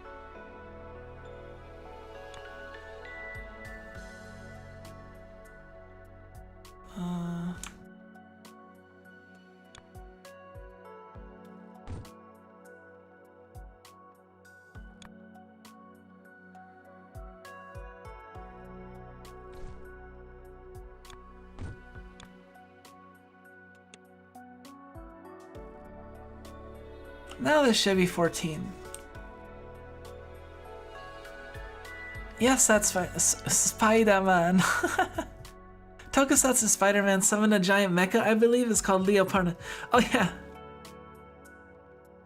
Yeah, yeah, they say it in the in the opening.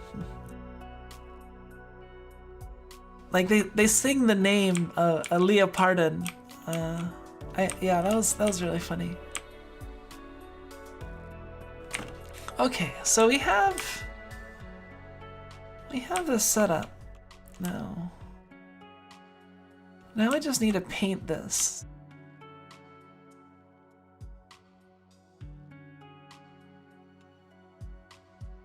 And I'm feeling lazy, so let's just copy one of our pre-existing designs.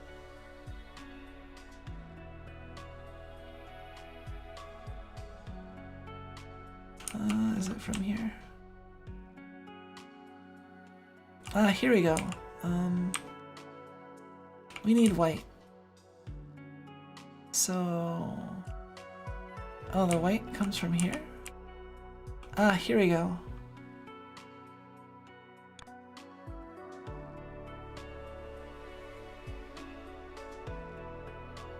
.8 items a second. That's not a round number. Wait. No, wait, that is. I need... Yeah, I need twice as many. 14. I need 5.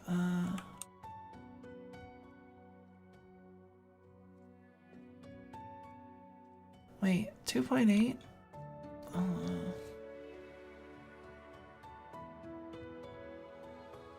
So 5 of those makes 14?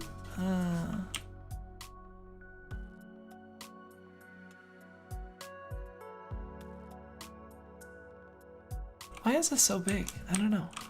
Maybe I'll just make one. Let's make a new color mixer. Where do we? You know what? This is what the markings are good for. Let's create a marker.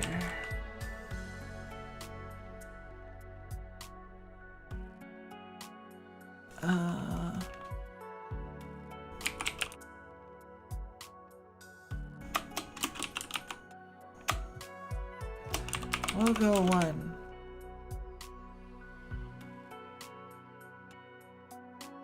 At the same time, the Spider-Man does a lot of cool stuff as far as live action shows go. The practical effects are really fun.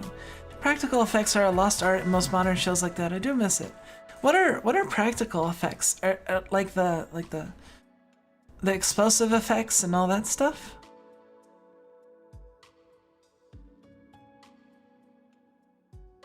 Like effects that aren't generated by computer? Is that what it is?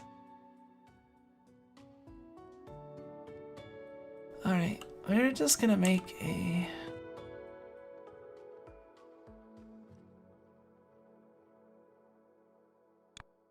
We want to use these.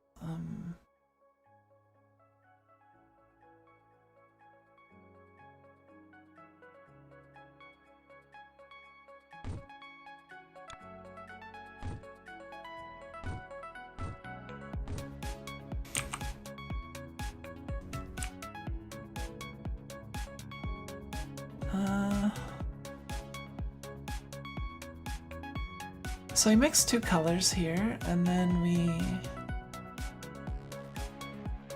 2.8 items a second.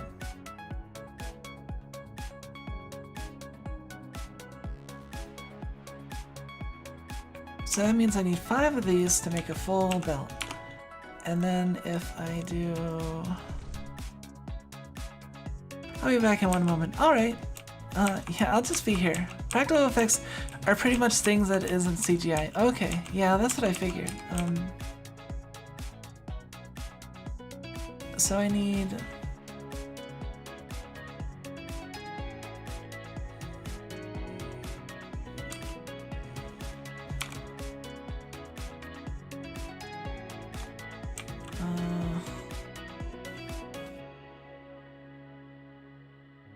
Well, okay, let's...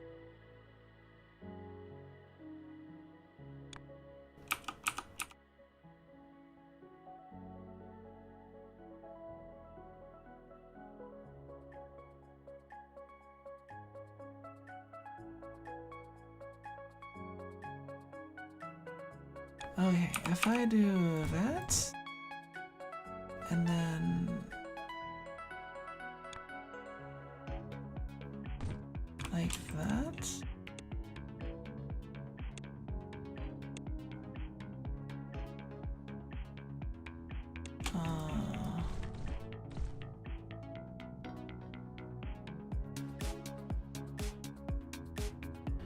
That's how I'll do side feet, and then yeah, that'll go.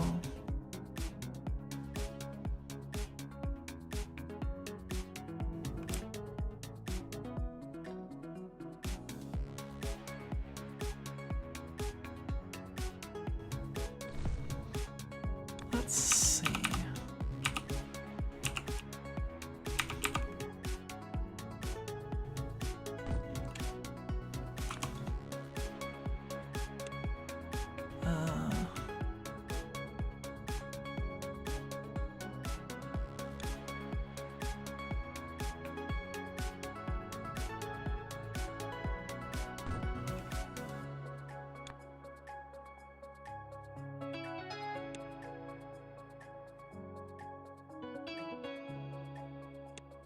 So it'll be like that.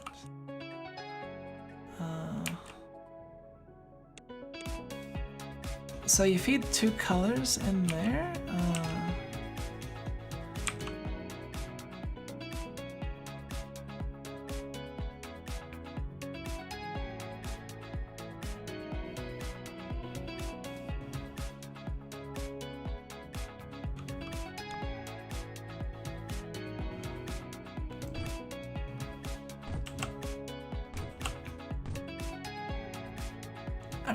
Alright, and then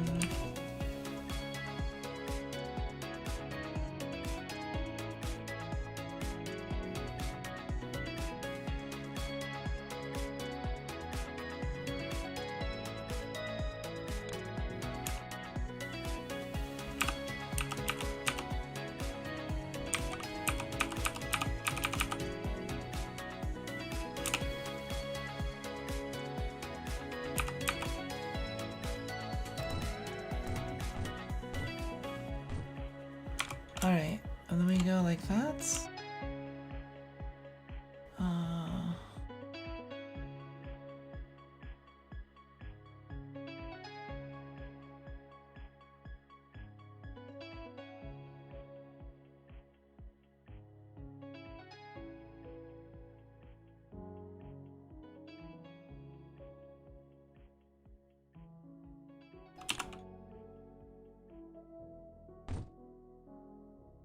Alright, and then that goes there.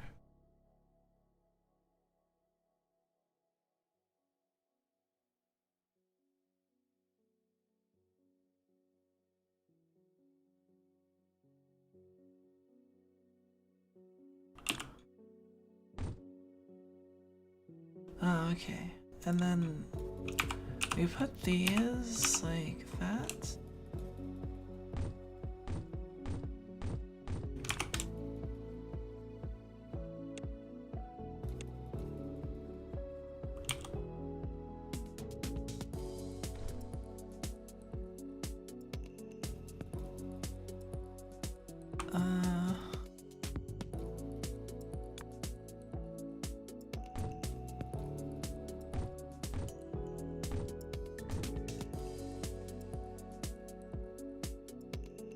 So that's our... It's not as compact as I like it, but...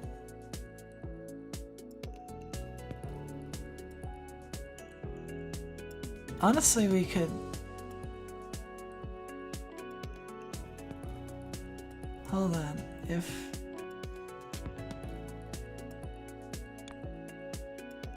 we put it like here, we can make it all line up all pretty.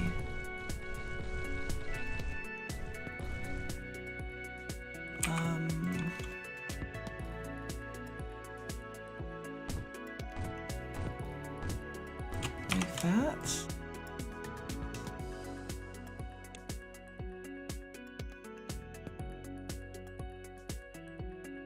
That looks nicer. And then we just need 2 inputs here and 1 input there.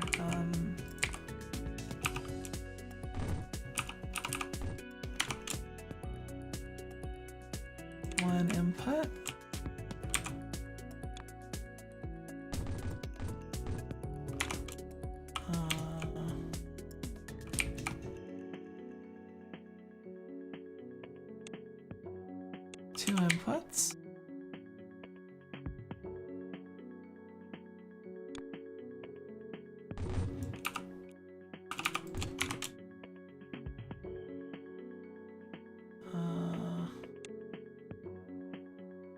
Three inputs.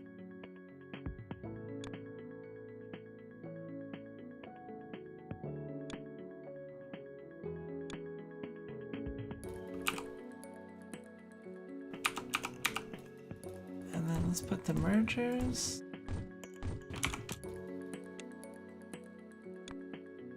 Put the rate thing and just a double check. Speaking of, Amazon's had a lot of that stuff. Really enjoyed the first season, along with the darker tone. Speaking of practical effects, I love The Thing so much. The movie is a lot of people's favorite, and I adore it. Oh man, I've never seen The Thing. I've actually like missed a lot of like early B movies. I think. I don't know. There's a lot that I haven't watched. I guess there's a lot anyone hasn't watched, but I returned. I am watching my brother's dog while he's on his honeymoon. I have a lot of small stray cats in my neighborhood, and he sees them and jumps on the fence in the hopes to eat them. Forcing me to play an annoying game of tag. Oh man, I annoying games of tag. Yeah, I used to have one of I remember having to chase a pet of mine through a cemetery. That was kind of crazy. Chasing my pet dog through a cemetery when I was younger. That was kind of interesting. It wasn't like spooky. It was like during the day, but I guess that does sound kind of like the setup to some kind of weird. I don't know.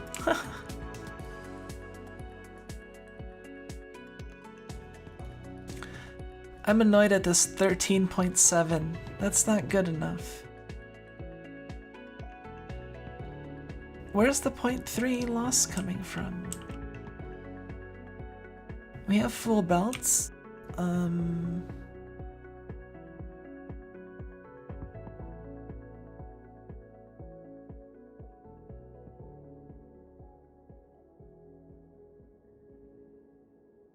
Should I just add another? Alright, we're gonna... The nice thing is I made this so it's easily...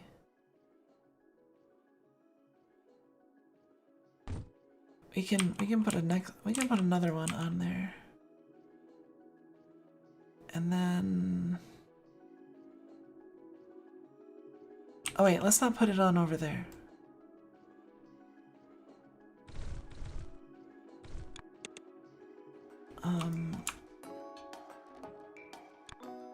This music is so good. I love it so much. I'm still, I don't know if any of you remember, but I still have the idea of commissioning the person who did the music for Shapes one day. It's just, I have to kind of like save up money, and I'm also saving up money for like my a possible new computer, and I have to figure that out. So I have to figure out when I can like actually swing. Like I haven't even contacted to propose, because I don't want to like propose an offer, or like, you know, if I'm not like ready to pay. So, you know, and I want to have at least a decent amount, depending on how much it ends up being, you know.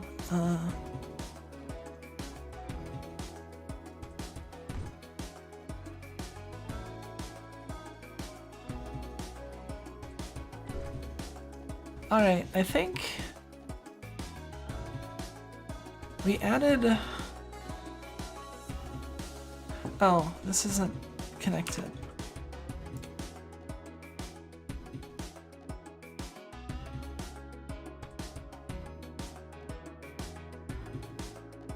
Alright, we got 6.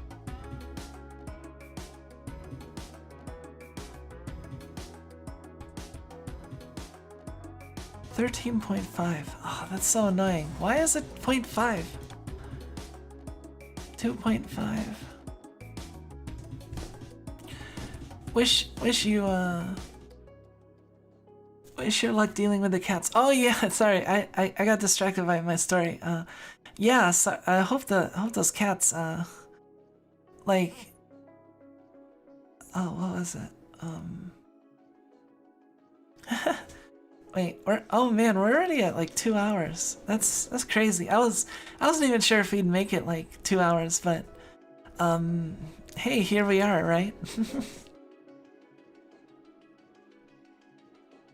But watching your brother's dog. Oh, I had something I wanted to say off of that. I feel like a little frazzled now, especially with like being a little overwhelmed by shapes.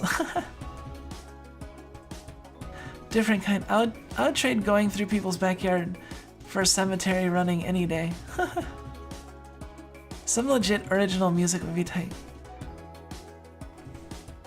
Yeah, it has been fun. We've been chatting and enjoying ourselves. You know, I saw someone say like or ask the question, I think, of I don't know. People were saying like, oh, you need at least like 10 regular viewers before you can have like a Zatsudan or stuff like that. And I was like, I don't know. I feel like I have a little bit less than that, but we managed just fine. I guess I don't know. Like the 10, you need like 10 active people, and I don't know. That's I guess the number is pretty arbitrary, right? Like, yeah, it has been fun. Oh, and yeah, as for the music, I should probably at least send a message and see like, hey, are you interested in, you know, are you available for commission for like, you know, a streamer? Just to see if it's possible, you know?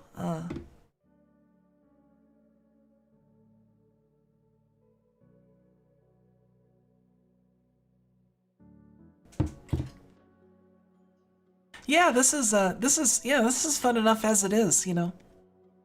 I mean, more people and livelier is always nice, but you know, I don't think this is necessarily worse. And I've been enjoying myself, and you know, and stuff. It's been fun.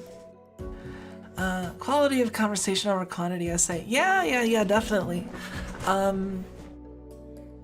I guess that's one of the disadvantages of getting big to a certain point is I feel like that's the thing that like kind of makes me aversive to the idea of being at like Hololive level. Is if you look at their chats, like it's just like a wave, like a partially coherent comprehensible wave of people just like assaulting you with like messages, and you can kind of predict how chat's gonna go based on like how it's gonna react based on certain things happening, and like but besides that, like being able to single out individual people to talk to is like, oh, it seems so difficult.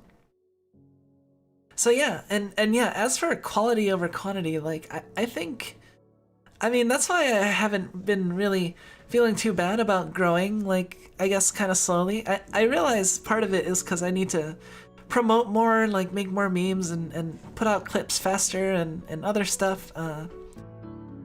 But you know, I guess I haven't been like in a huge rush, and I feel like, and at the same time I feel like, you know, there are some VTubers and some people using methods that like might result in like a short-term gain or stuff like that, but I don't want to like attract, I don't know, I don't want to I definitely feel that about the quality over quantity. I mean, that's why I like do certain things like I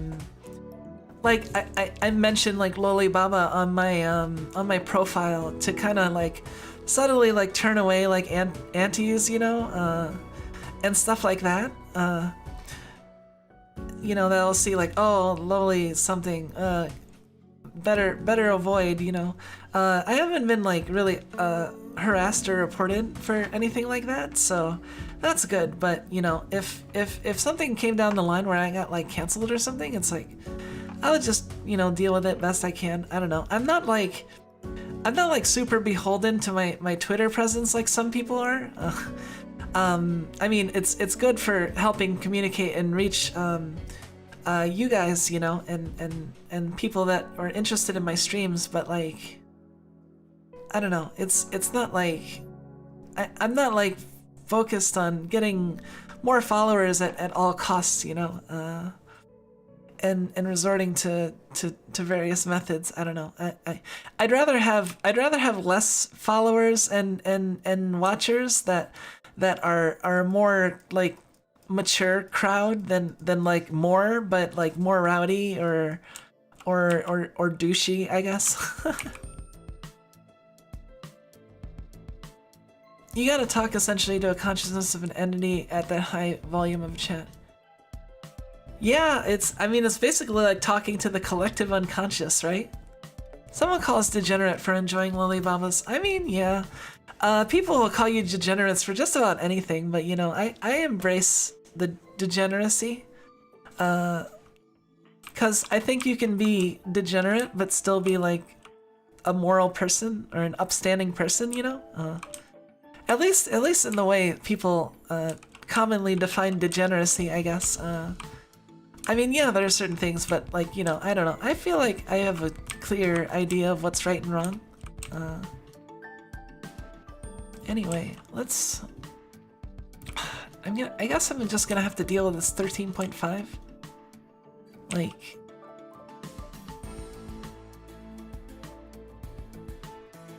$14 items a second. 14.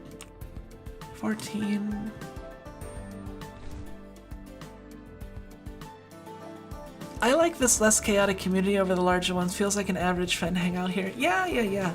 It does. Although I hope if I grow bigger, you'll still stick around. Like I'll try my best to you know still reach individual people and sort of, you know. I don't want to be so lofty that I'm unreachable, you know.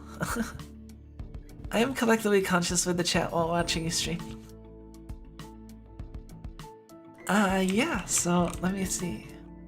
What was I doing? Oh yeah, I'm still trying to figure... I'm still annoyed at this stupid 13.5. It's just slightly off.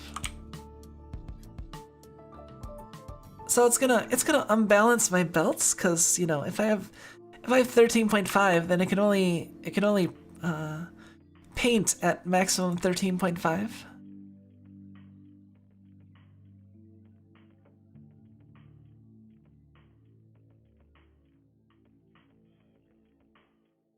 Wait, I have a double painter?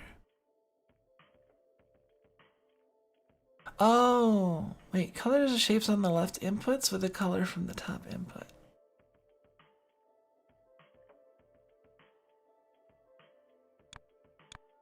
$2.33.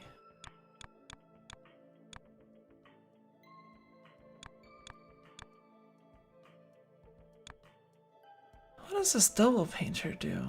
It's... So I can make... So I can put two things in and... 1 7-point second times 2. What does that mean?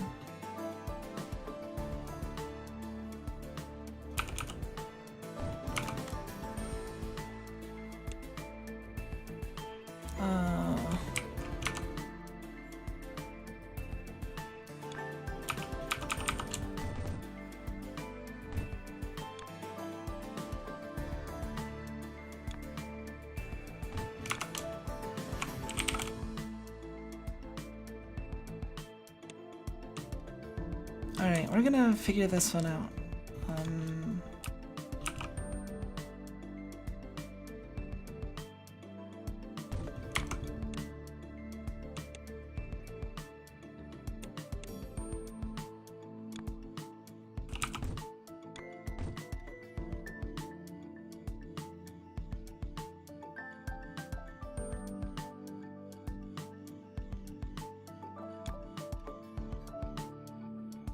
17, so it should print at 3.5. It's slightly under though. Does feel a tad more cozy than even someone like Ina for that reason. Yeah, I mean, I'm glad that I can like approach like Ina levels to some people. That's extremely flattering. I mean, even if it has to do with the fact that it, you know, it's relatively less people compared to Ina. But you know, I hope I can retain that comfiness even if I grow bigger. You know, I like you in the chat for who all you are. No matter how much bigger it gets, there's still good people here. I feel I'm glad. Like honestly, like that's, I don't know. I'm pretty happy with how my streaming has turned out and who's been showing up. You know, for the most part. I'll still stick around big or not. I love it here. I'm glad. That makes me very happy. Let's see. What am I doing here now? Oh yeah, getting annoyed at the whole.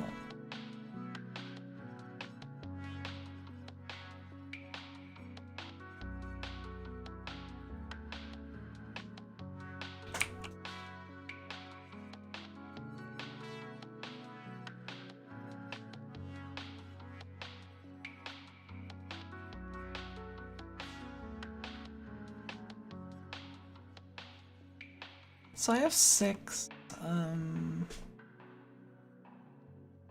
These are all moving, right?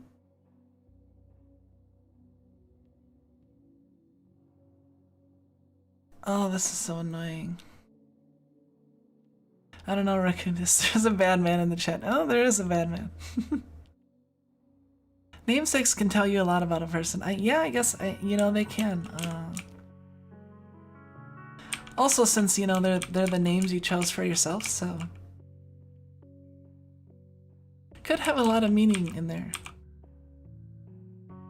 And even if there's not a lot of meaning, I mean that in it of itself is meaningful. So, well, if we got.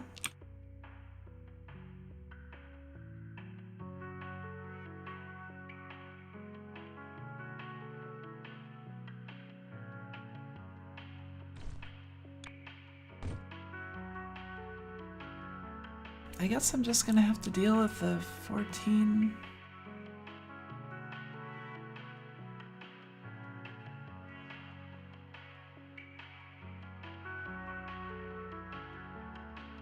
$13.5. How do I fix this?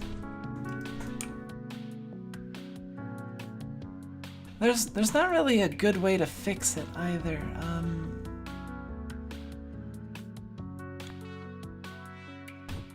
Let's see, 14's going in. It's not getting backed up either. Well, okay, so it is getting backed up a little bit.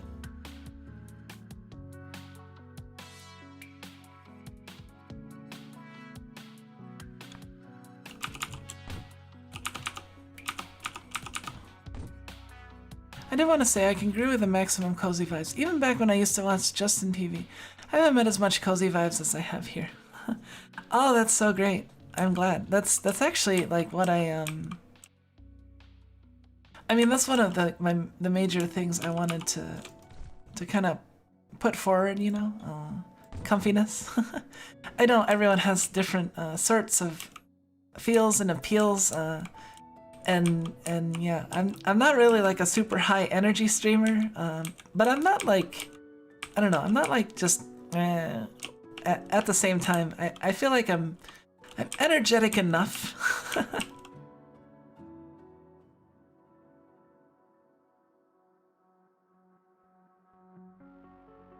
13.7.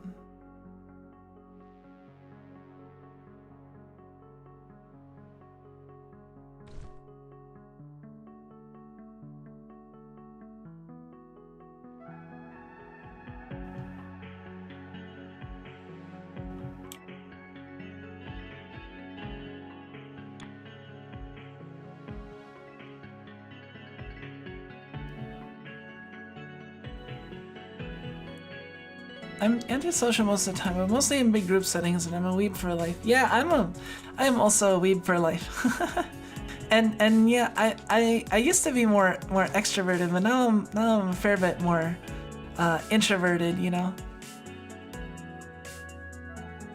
I think I said this before. You're the only VTuber I make it a point to catch consistently. I'm really honored for that. So, right level of low energy.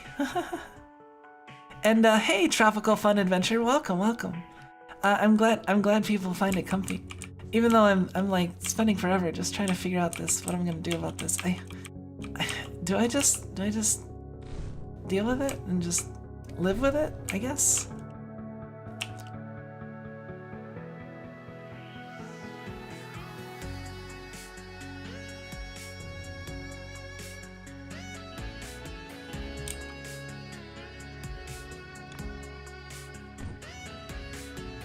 I guess I could store like a backup and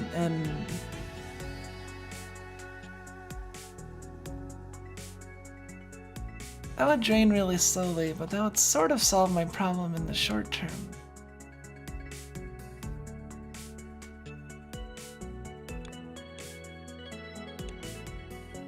Because basically what I would do is I would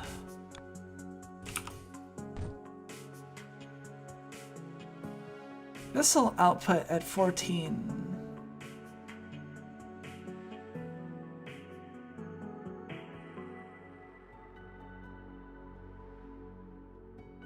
And it'll very slowly increment down.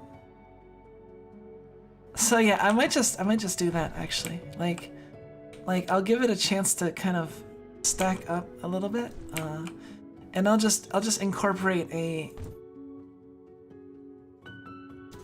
one of these into the design.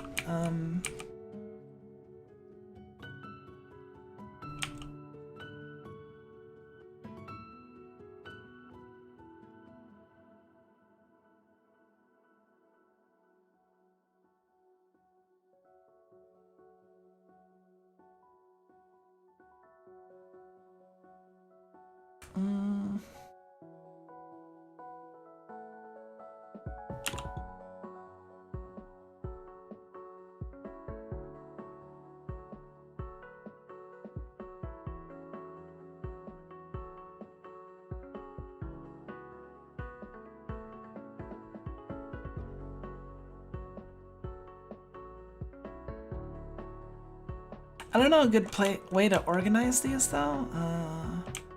Should I just put them?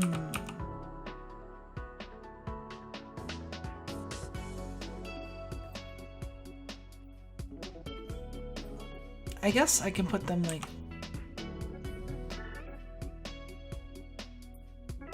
straight like this.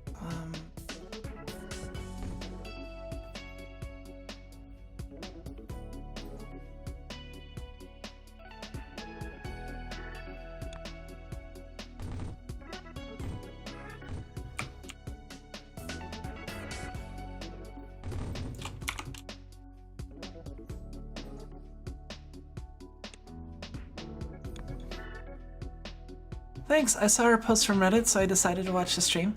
Oh, I'm glad. Yeah, this is a pretty good time to show up, because, you know, pretty free to ask me any sort of questions you might have. And yeah, I'm not really like super, well, I do get variously focused on this game, but, it's not something that is too bad for me to get interrupted from constantly. Like, look, we've already got 500k of these, so we'll be able to do more upgrades once we start getting the actual logo shapes. Oh man, we're already at 2 hours and I haven't finished the logo shapes yet. All right, we're gonna. Well, we've been talking. It's not a big deal. I'd say the conversation makes it worth it, you know?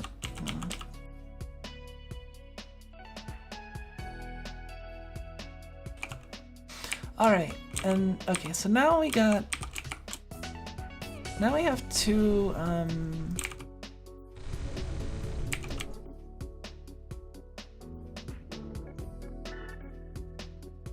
let's put a second. No, let's not.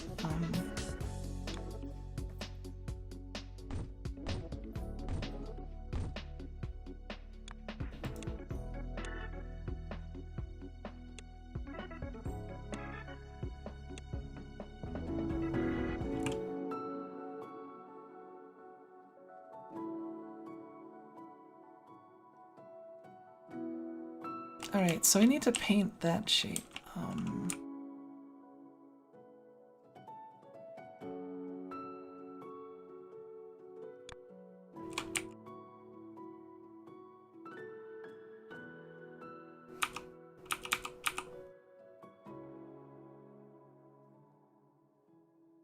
I'm kind of intimidated by the double painter, so I think I'm just gonna make a single painter.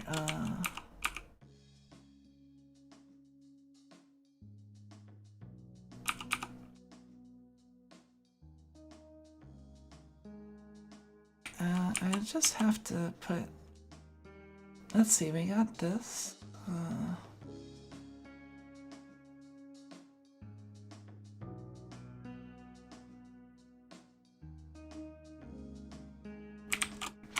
We'll do this down here.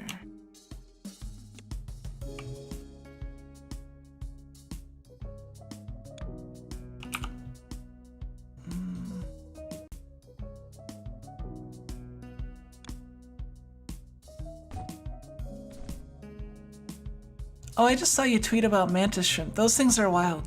Yeah, there was like this Australian nature documentary, and it was just showing some of the stuff about, like, you know, the mantis shrimp. Not only do they have like the crazy eyes that they just have like way more color receptors, so they can just see like a shit ton more colors than we can even like comprehend, you know. But they also, like, I don't know how true this is, but they said the mantis shrimp can punch so fast it boils the surrounding water. That kind of sounds like, I don't know how true that is, but if it is, that's insane. That's like DBZ level shit, you know. It was like Australia's deadliest or something.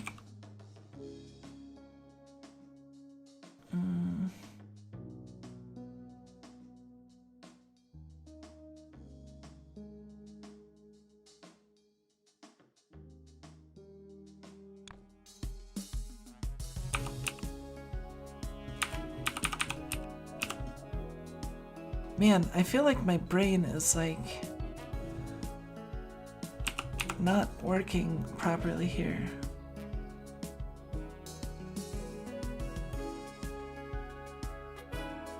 Like, I can honestly just use these for this.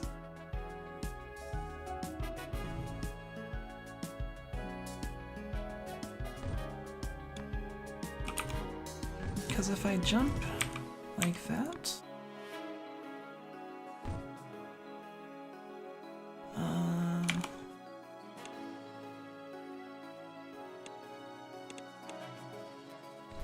all that.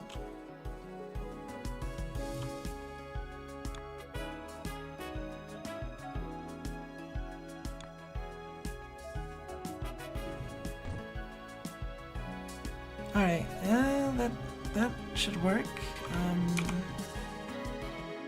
I think, like that. How many of these do I need? 2.33 items a second. So that's 14, 20, 2 over 6, 8, 2 over 6, 7, 6? I guess I'll do 7. This is a really good track too. Honestly, all of them are good tracks. I can't say just one track is good.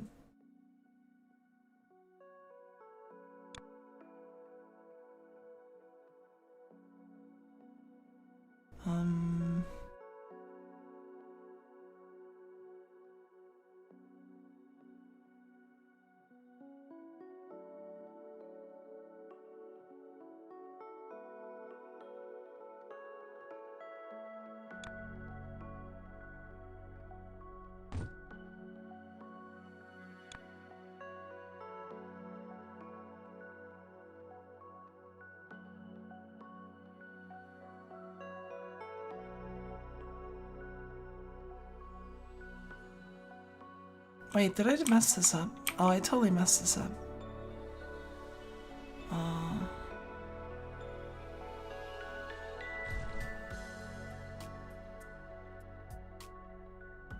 I need it to go like that, and then...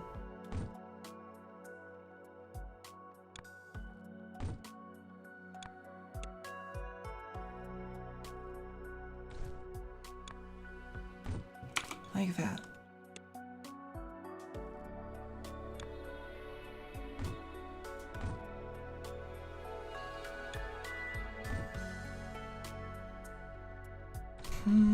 Just erase these.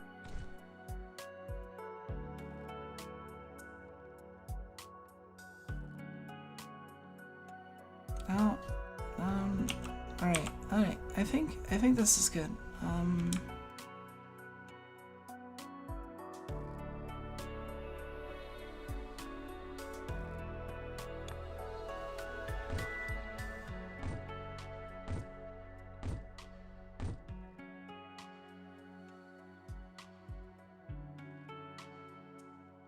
All right, and then I just need to feed. They can have issues handling them in any... Punch is so deadly. Oh man. This game seems like OCD perfectionist's worst nightmare. Tempted to send a copy of Melissa's or watch all hell break loose. Yeah, it is kind of... I don't know. It's... yeah, like, honestly, like, it's worst nightmare and also, like, possibly best friend, because I feel like you can get pretty exacting. Let's see. We want a splitter. No, yeah, we want a splitter. And we want to do it like that.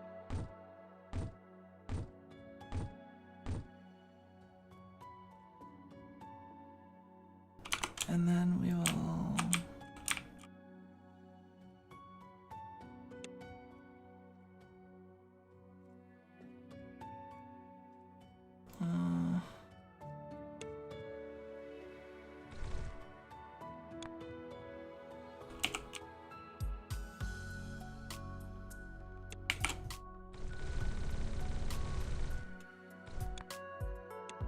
Alright, and then, yeah, we got this.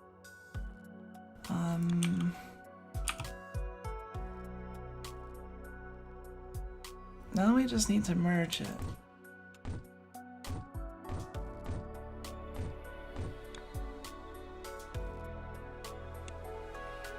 And then we'll put a storage there for now, so it's doing something. Because the punch is so aggressively fast and strong, they can just punch out their glass and out of their glass, and I think it's similar to a 22 bullet last I heard. Holy crap, that's insane.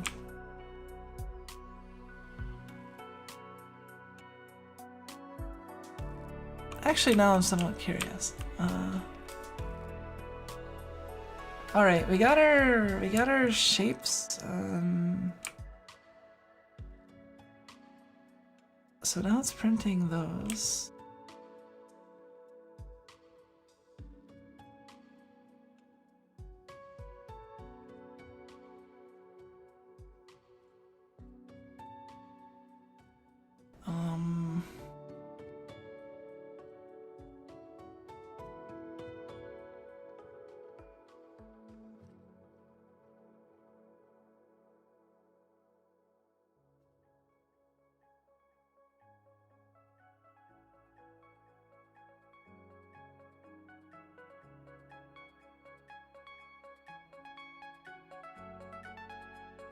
Is this it? Yeah, this is it. Now we need to combine these.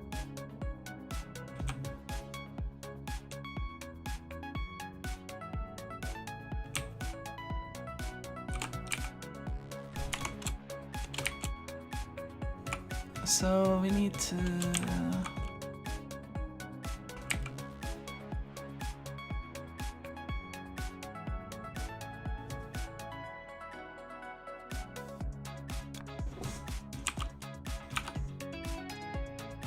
So this is the thing we have to do. We have to stack those.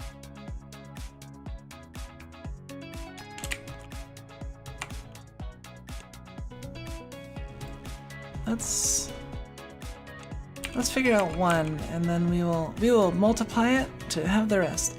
What's your favorite Pokemon from each generation? Oh man, I have to remember the generations.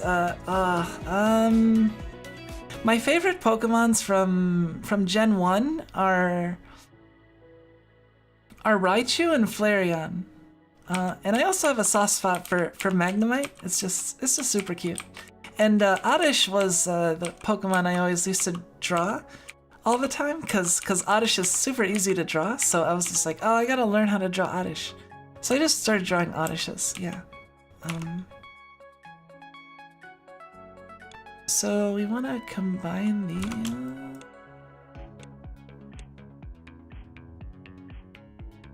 That's totally not right.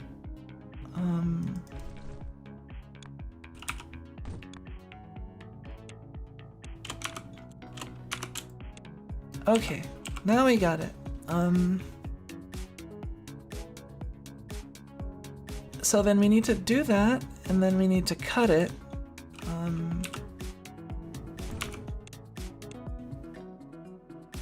Oops.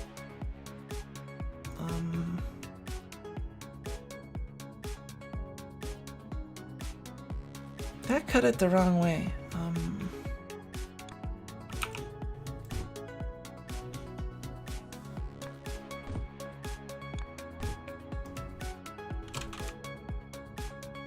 Alright, so then now we got this shape. This is the shape we need. This is a junk shape. And then we just need to combine that with the other square.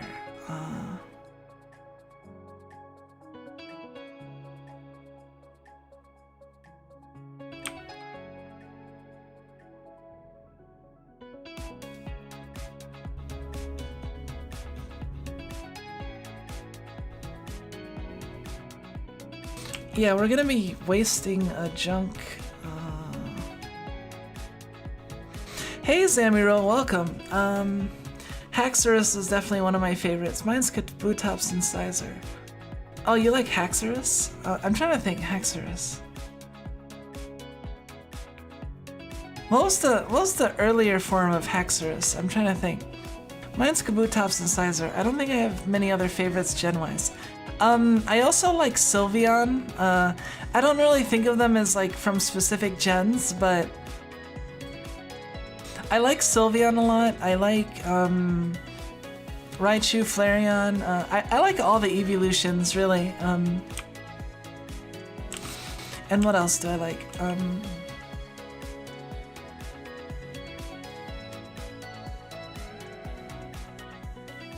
I have to think about it. I also really liked Mew. I don't know, Mew is just very cute.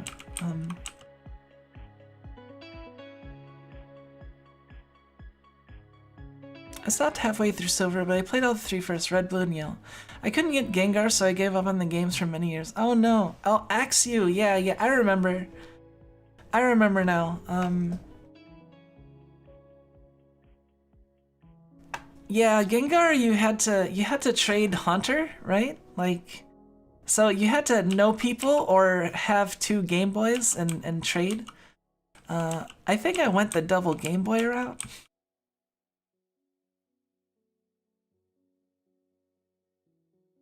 All right, we wanna.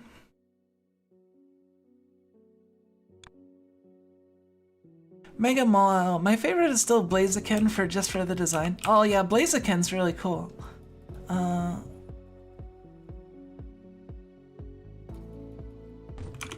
Okay, let's see if we split it like this.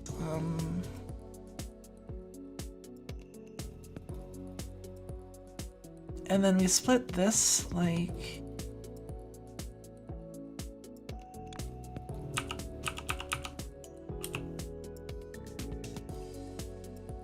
This is becoming its own kind of jank, but I'm also trying to figure this out, so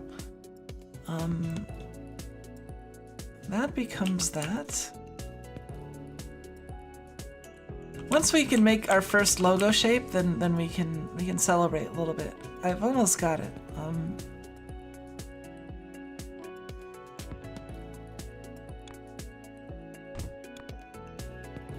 So we will...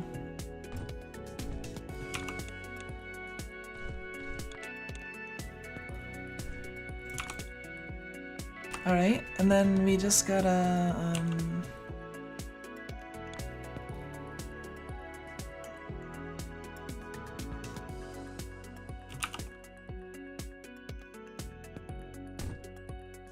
we just gotta, oh, let's...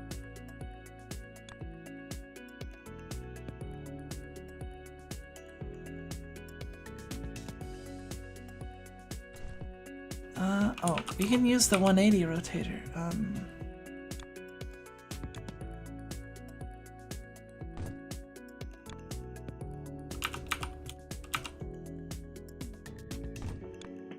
Alright, now we just combine these two.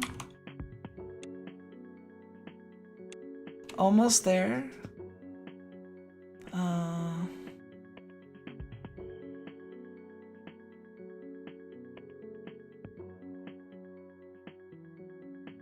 And then, well, now we can just...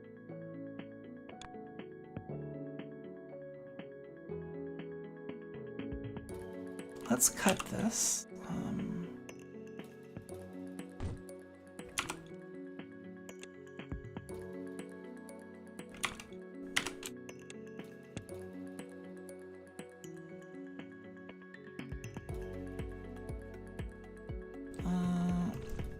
We need different ones for that. This. And this.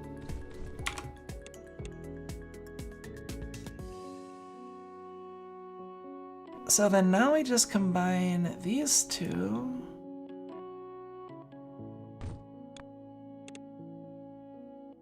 Hey, we got the achievement, the logo. There it is. With this spaghetti.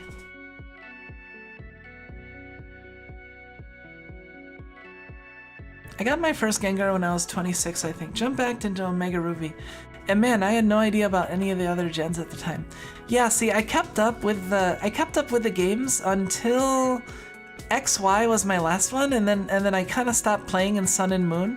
And I didn't even touch like Sword and Shield and stuff. Golisopod, its ability is hit or miss, but the design is really cool. Japanese name of it is pretty interesting now that I look at it. What's the Japanese name? Golisopod? All right, we made the logo. That's using the power of spaghetti. We've successfully made the logo.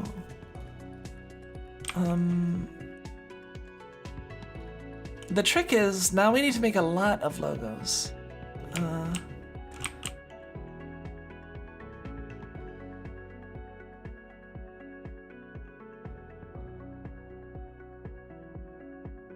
So we have to figure out how to move this to expand this basically without it being completely wasteful. I guess I can just copy this, right? Hold on, what's the rate of this?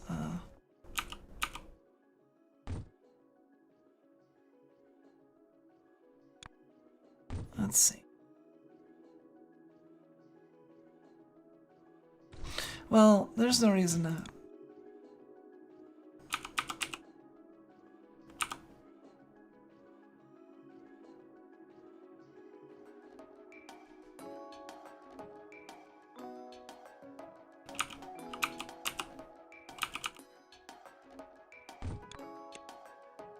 Okay, and then...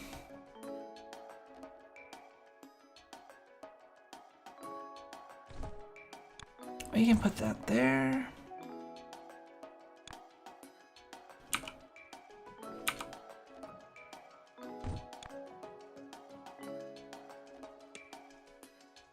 Wait, no, that's not it.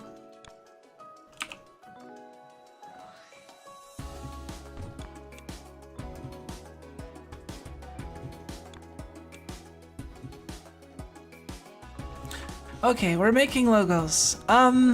This is a shape building game. we're at pretty like advanced levels. But ultimately you're just taking shapes and kind of cutting them up and painting them and combining them and making different types of shapes, like starting off with really simple ones like circles and squares, and yeah, it scales up like dramatically. We're currently trying to make the logo, which we just succeeded in making our first logos. But now we need to speed up this.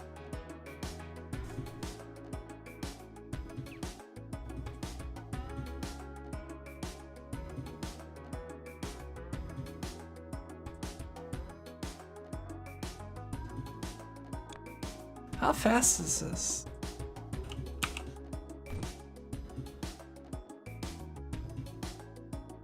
Seven, 1.7. That's it.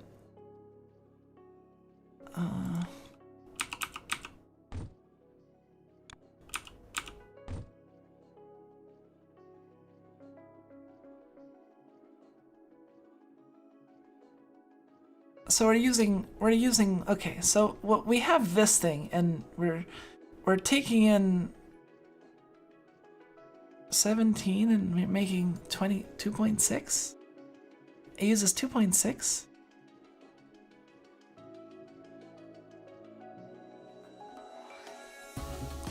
So how do we get a full belt of this?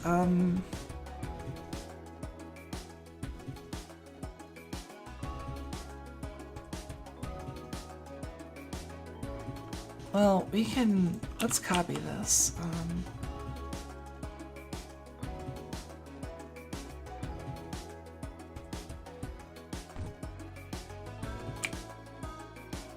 Uh, 225, 10, let's do 6. Oh no, wait, that's gonna be, alright, so we need to feed these squares into the bottom, and then, wait, why did I, oh jeez, wait.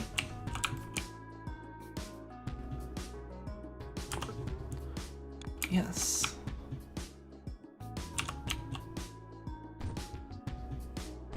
Four, 5, 6.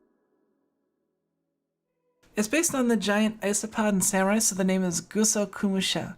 Combination in 3 different terms. Guso Mukosha may be a combination of Daio Guso Mushi, a giant isopod, Gusoku, fully equipped, and Musha warrior. That's a really nice contraption. This, I don't know if nice is the best word for it.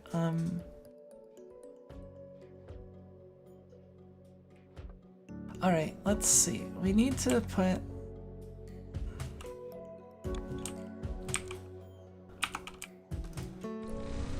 Let's,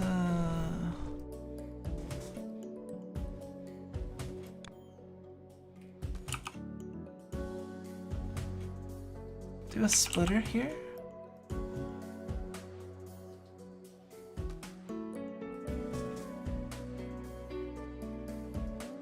Oh no, because we put it right next to each other, it's gonna have to... Oh man, how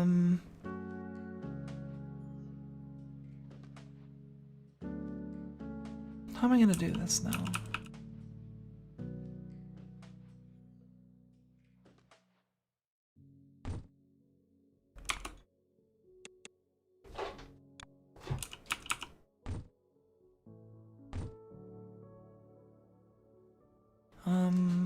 Like that?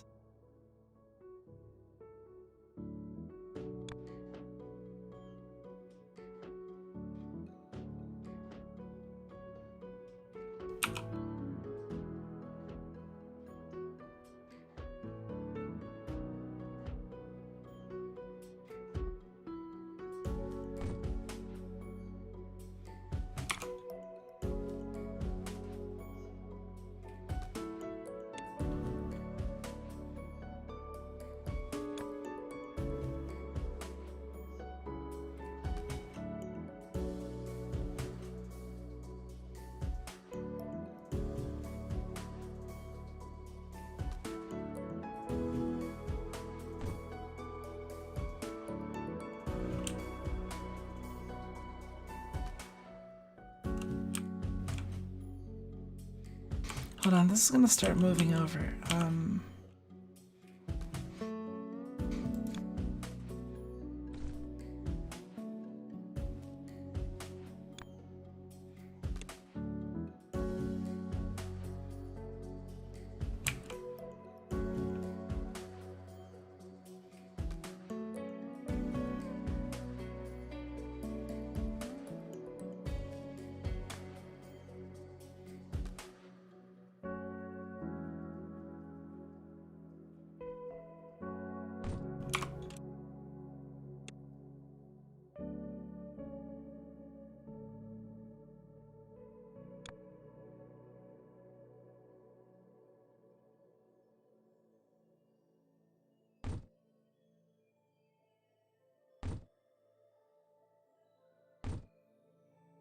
Okay.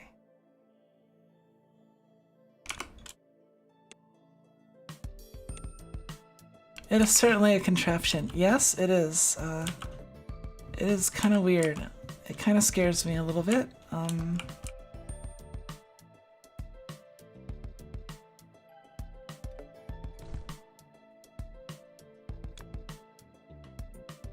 So then, all right, and then we got these.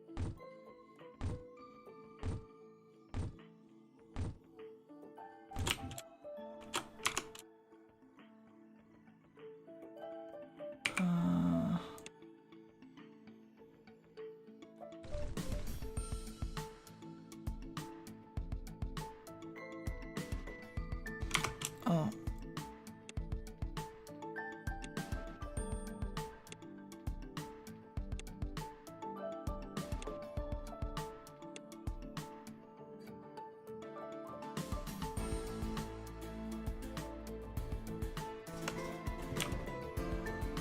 But hey, we're making logo shapes.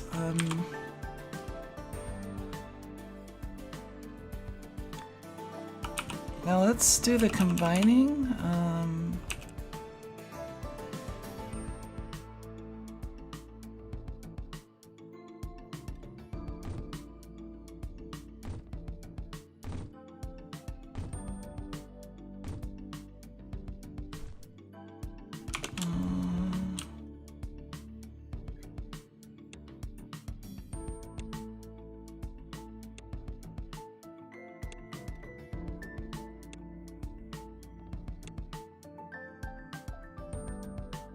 Okay, this is our first, possibly full belt. I'm not sure. We are just gonna run it through so we can get started on the.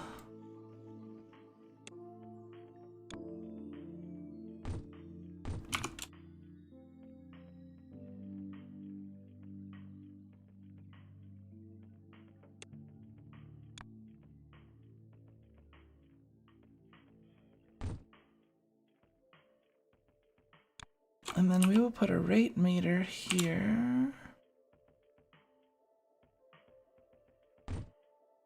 Yeah, that's gonna say 14 for a little while. There.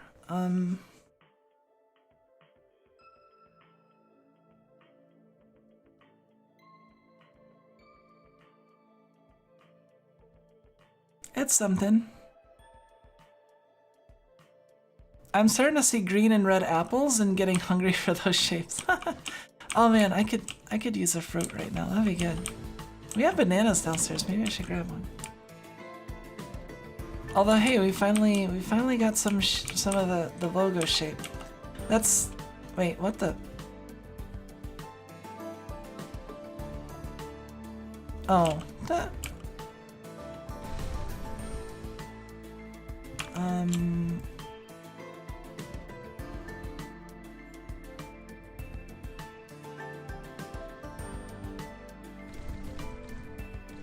Yeah, this is pointless.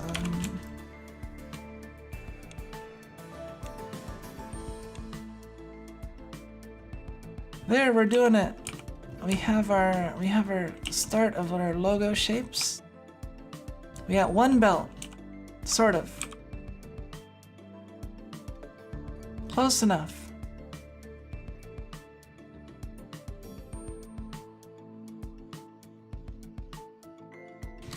So this is all we need for one belt.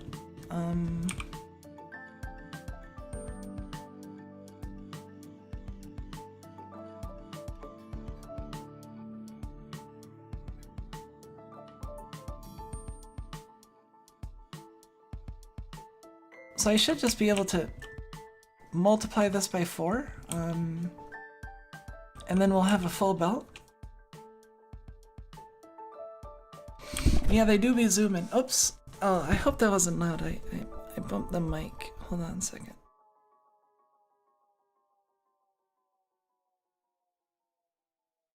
Alright, so now we can make more of this. So if one of these makes a whole belt, then we will just make 3 more of these.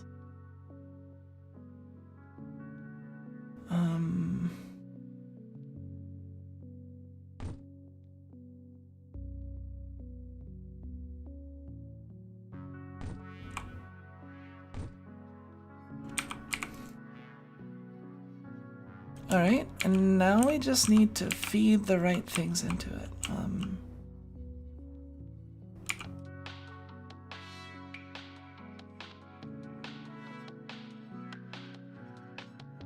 And we're gonna need 2 more of these.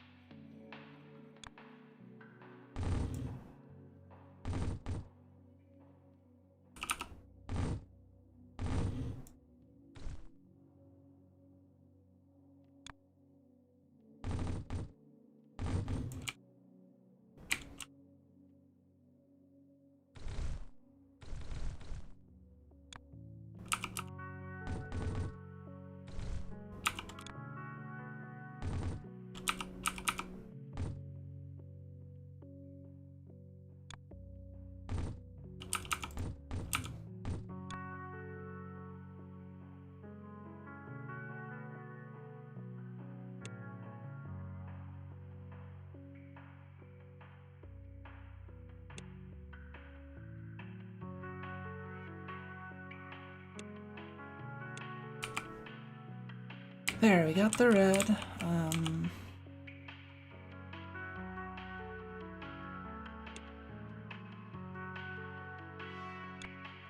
I just need to get the blue there.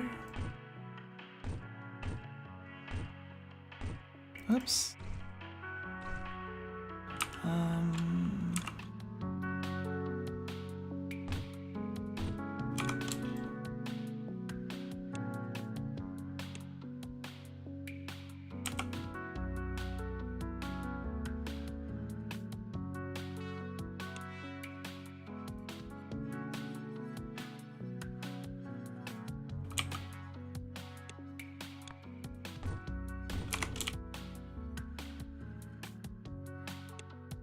All right, let's hooked up one more.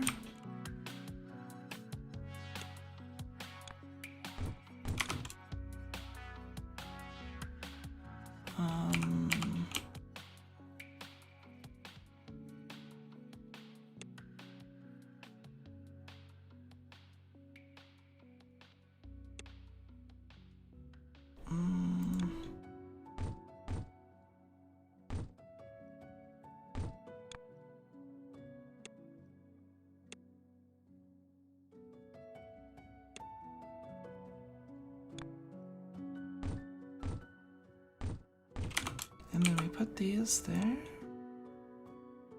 Oh wait.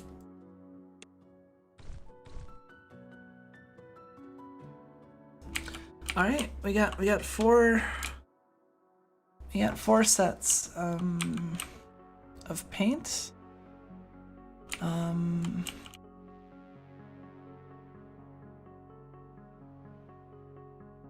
Then we need 4 of these.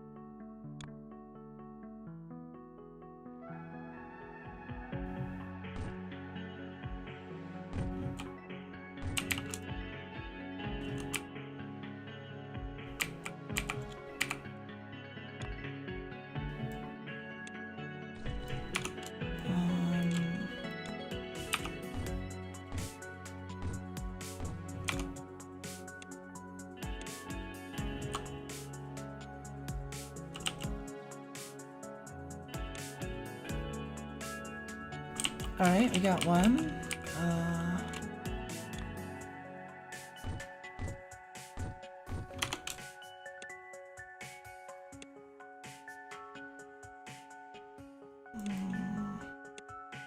Two.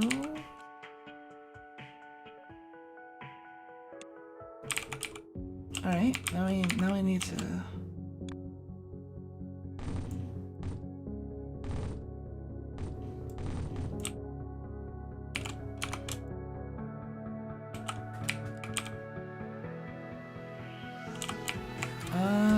wait.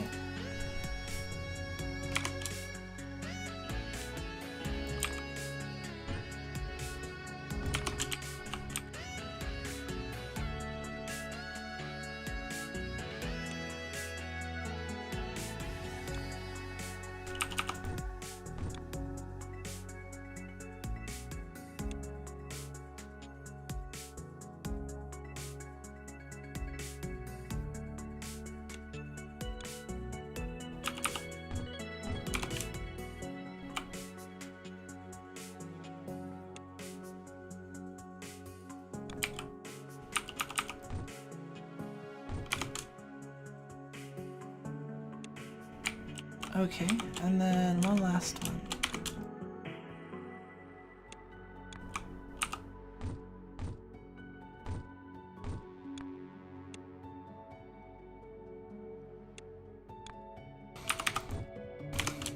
Yeah, this is basically turning into, like, macaroni and fuck it. Let's see.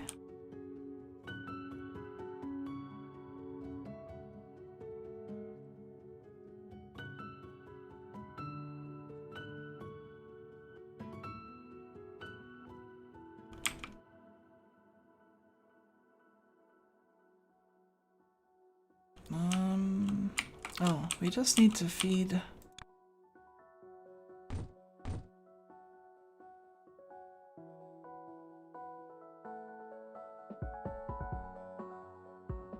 Oh god, this is gonna get annoying.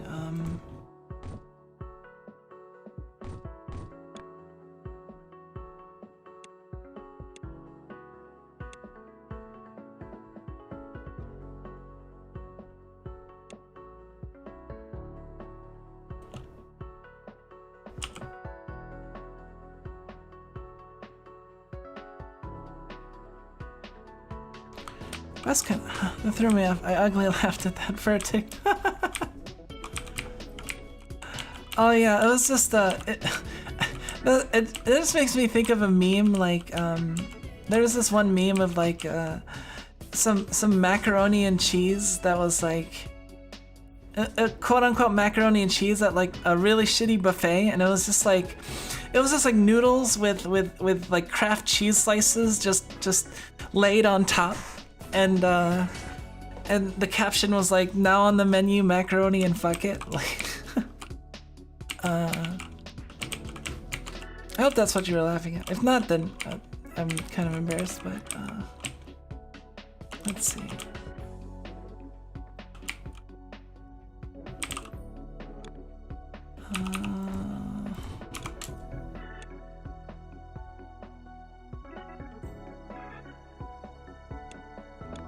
We're gonna need to put this underneath.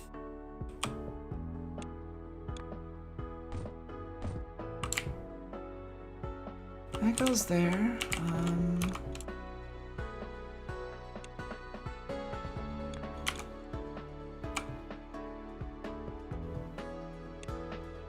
All right, we got 3. Now the last one.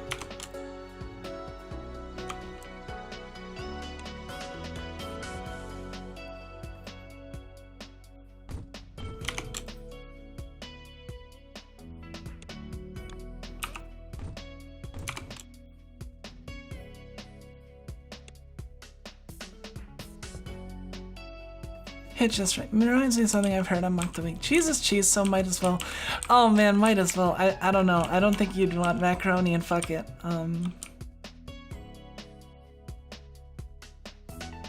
The proper macaroni and cheese is an art, I think.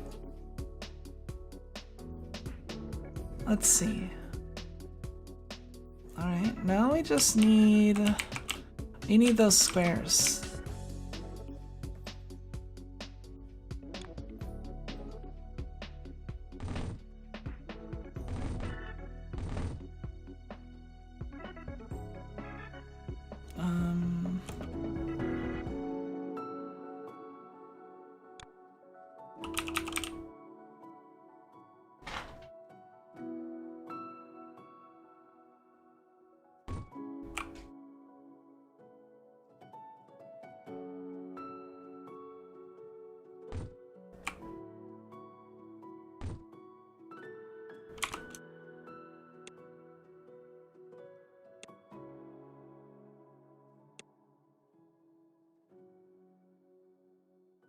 All right, we got the squares.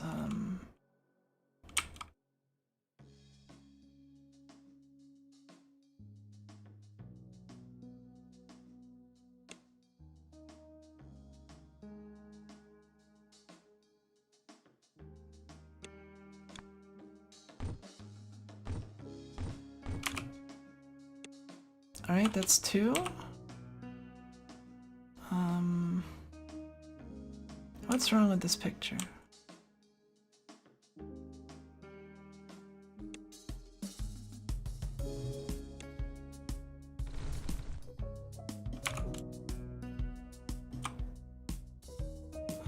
Right there.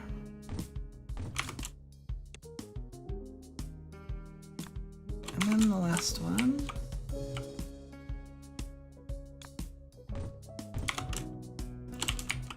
Alright, we should be making logo shapes now. Whoa, that's not the right shape. Holy shit. What is going on here?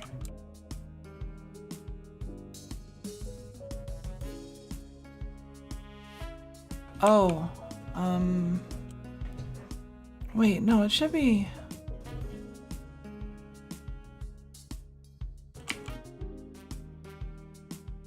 Oh, 'cause... I'm just feeding full circles in here.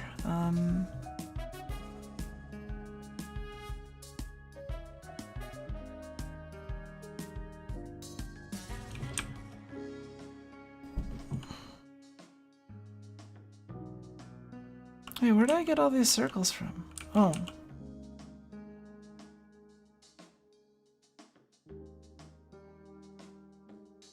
Oh, whoops. I forgot to do this intermediary step.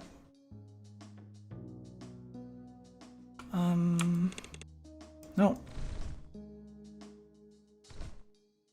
Fuck, I messed it up.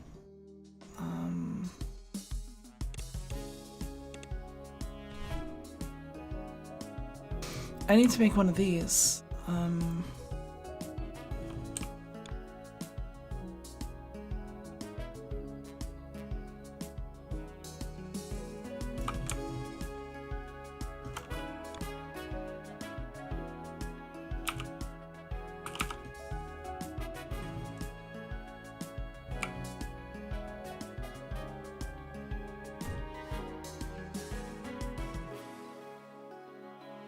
It's alright. We'll fix this jankily, but we will fix it.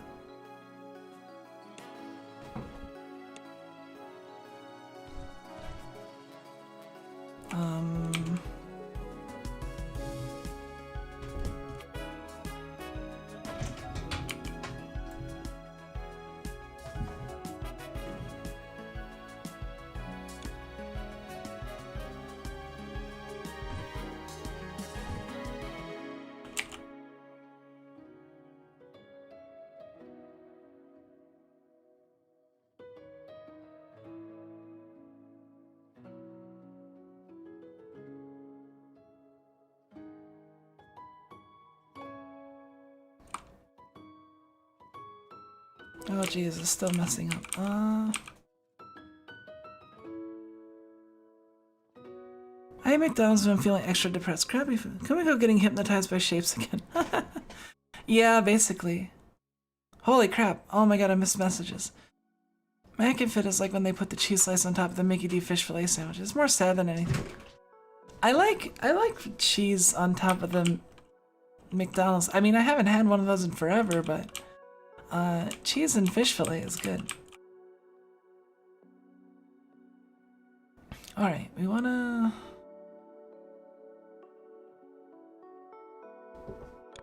We're gonna do this.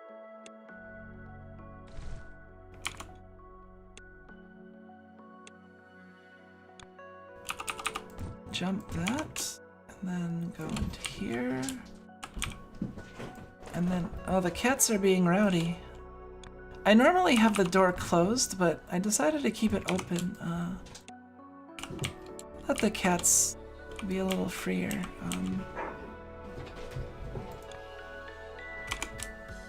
I think Nappa no Kayu are wrestling.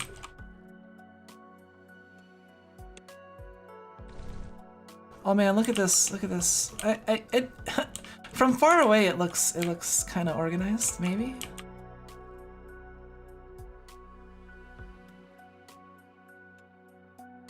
All right, we got the right shapes now.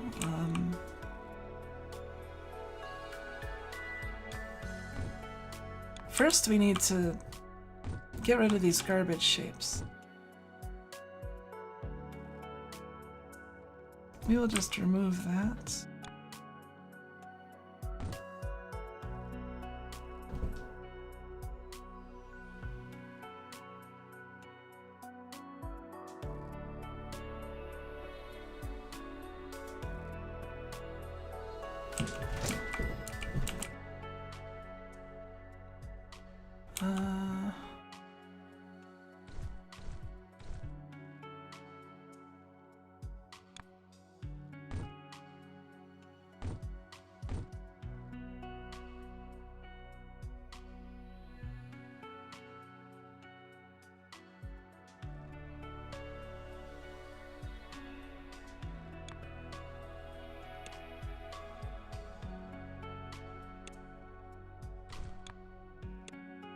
Alright, well, whatever. We're gonna make some garbage shapes. Well, you know what they say. You gotta make some garbage to make lemonade.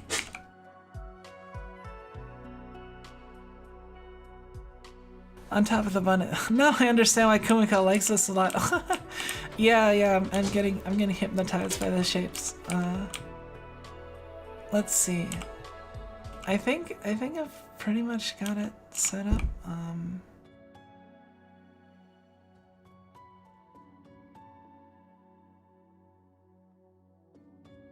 Alright, yeah, we got logos and logo-ish stuff. The problem is we have to wait for all the shapes to kind of cycle through.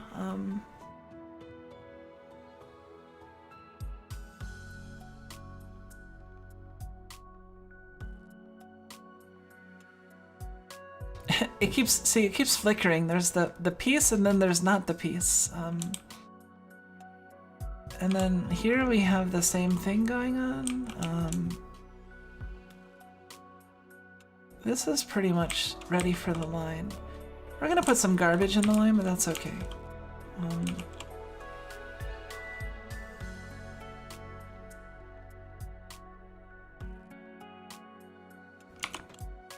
So now we're gonna...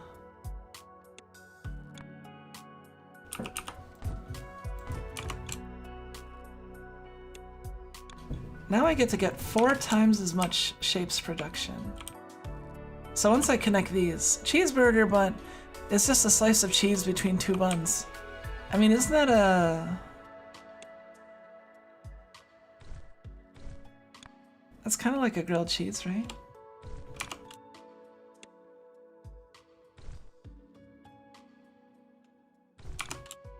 Alright, we wanna do this.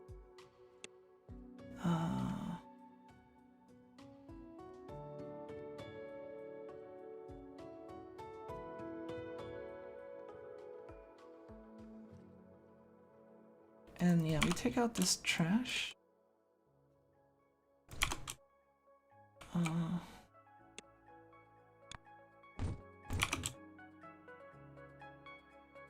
It's gonna be interesting looking at the graphs and seeing how the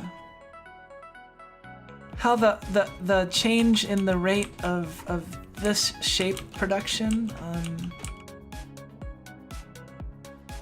Oh, this is what we need to...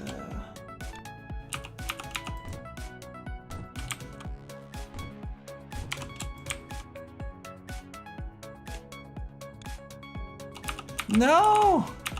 Fuck! Oh, that's gonna result in some weird shit.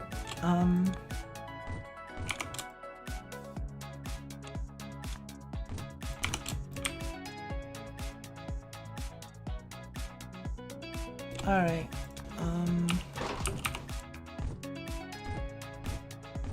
Let's jump these, and then let's...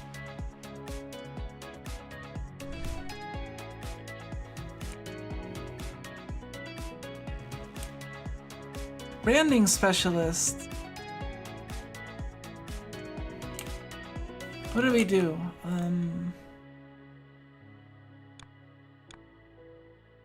See, look at, check that out. Going from 1 to 4, it's not quite 4 full belts, but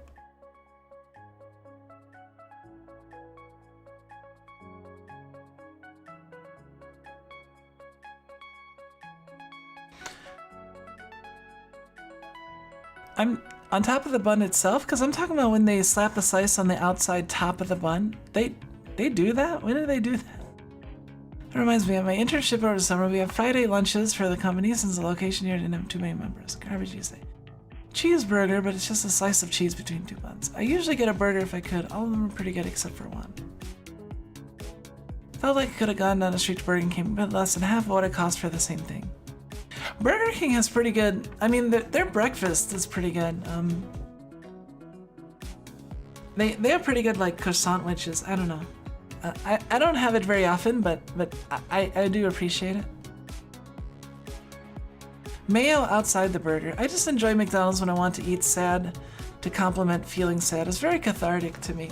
Yeah, I like eating McDonald's breakfast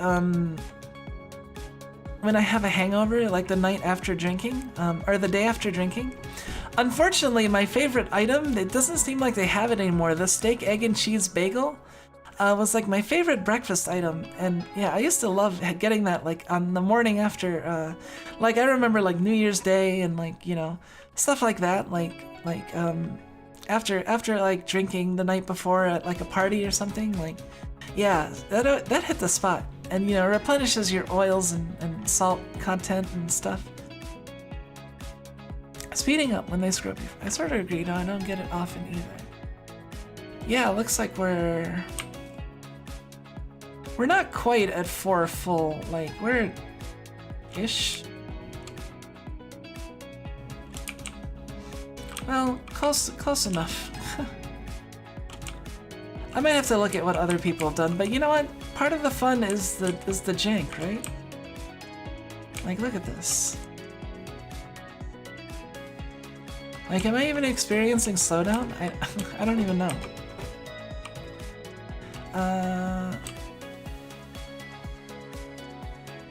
Some of these are pretty...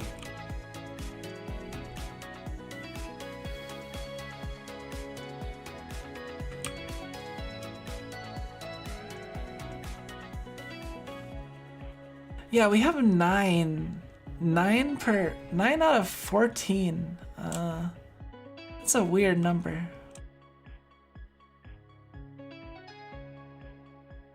Well, whatever. It's good enough. Yeah, like, a full 4 belts would be, what, 54?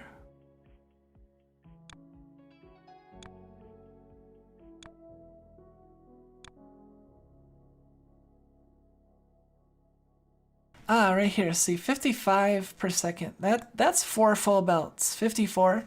Because, you know, 14, 28, and then 50... Wait. Wait, 56 is 4 full belts. Wait, I'm being cheated. Where's my two shapes a second? What is this sub 14 shit?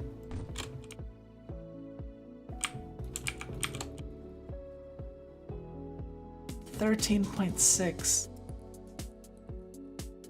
That would do it, I guess. Oh man. Well, whatever. I'm not that like OCD. Thankfully, even as for the sediment state, spaghetti is still delicious no matter how it's made, metaphorically. That's true. Maybe my bar for good spaghetti is off because I top it with cottage cheese and peaches.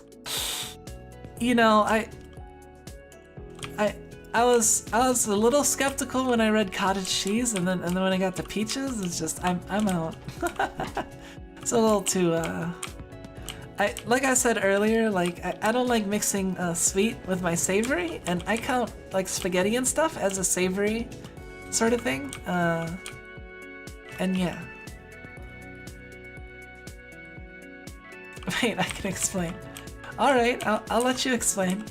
You have a bit to explain. Go ahead, explain. I'm ready. Lay it on me. Well, oh man, I can't keep a straight face too long. How do I feel about pineapple on pizza? I do not like pineapple on pizza. No way. Oh, hey, we did it. Wires layer is a separate layer on top of the regular layer and introduces a lot of new mechanics. For the beginning, I unlocked you the quad painter.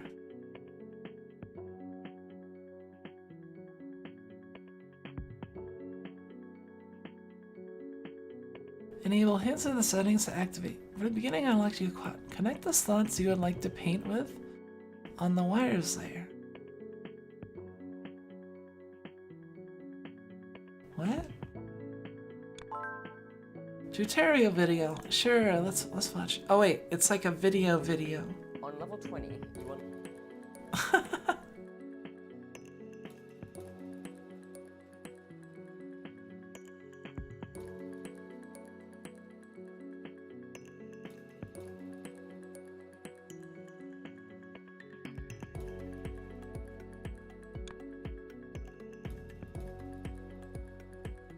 Oh yeah, this is where you start getting into like the wiring and like, you know, computer sciencey stuff.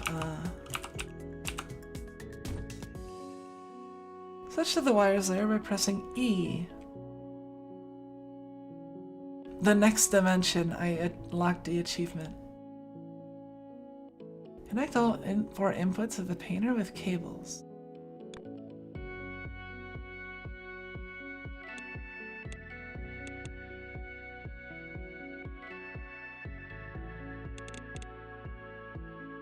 Awesome, now place a switch and connect it with wires.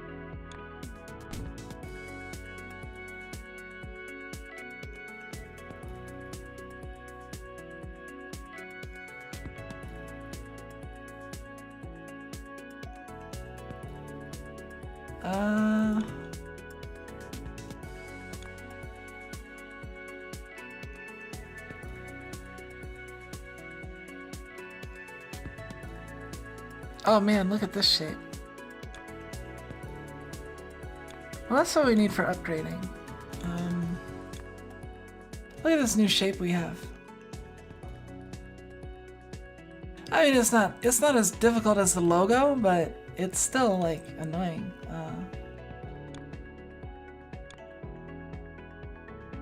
It shouldn't be too hard to make that many.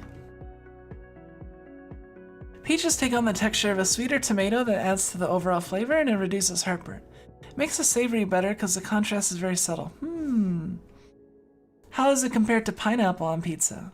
Make that two food taste we have just.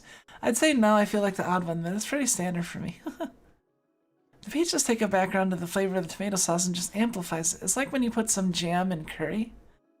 I mean, I can see like when you put like grape jelly in chili. I guess that's okay, but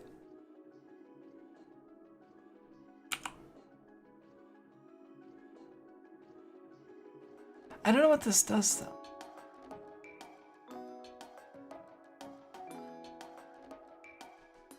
Okay, So I can turn on and off.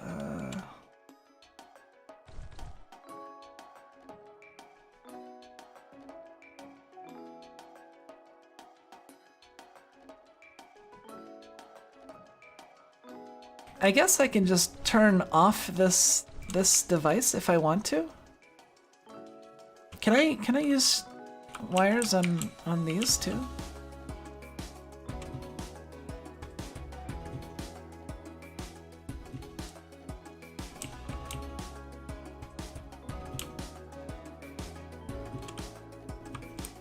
How do I get rid of this tutorial thing though?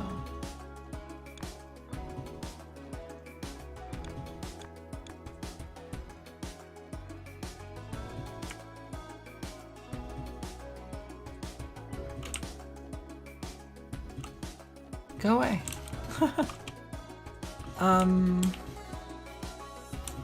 Maybe it wants me to do it, I guess.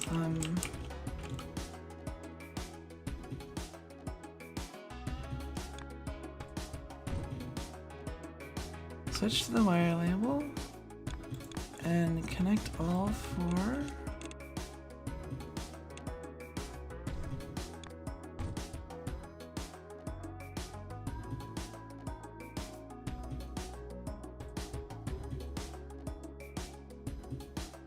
Press the switch to make it emit the truthy signal and activate the...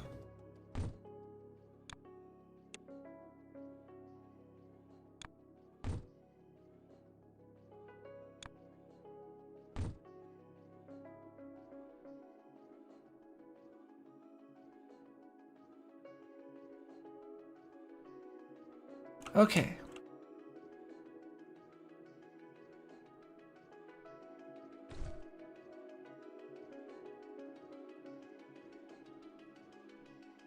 Really? It's it's gonna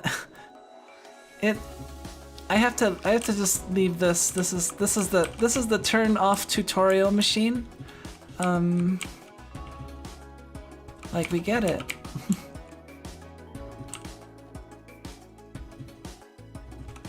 Let's mark it so we remember.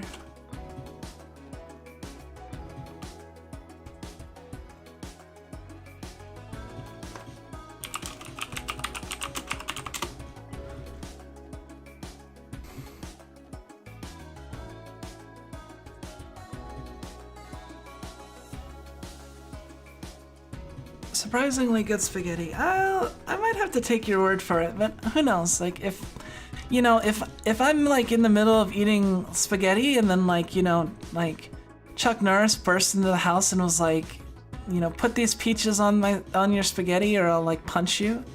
I mean, I guess I might try it. If a situation like that came up. Adding a little bit of jam into your curry is amazing. Like when you cook the entire batch, add a tablespoon or two of... Yes, no tutorial, please. Alright, I think... To unlock item filter... This is a cool looking shape, isn't it? It's not all that difficult to make. I mean, you basically just need to paint this shape and then stack it while rotating it on top of each other. Alternating stacks, but like I don't think we'll need this past getting the 25K. So we don't have to worry about like making it like long term, but it'll give us a chance to practice out the quad painter. Allows you to color each quadrant of the shape individually. Only slots with a truthy signal on the wire layer will be painted.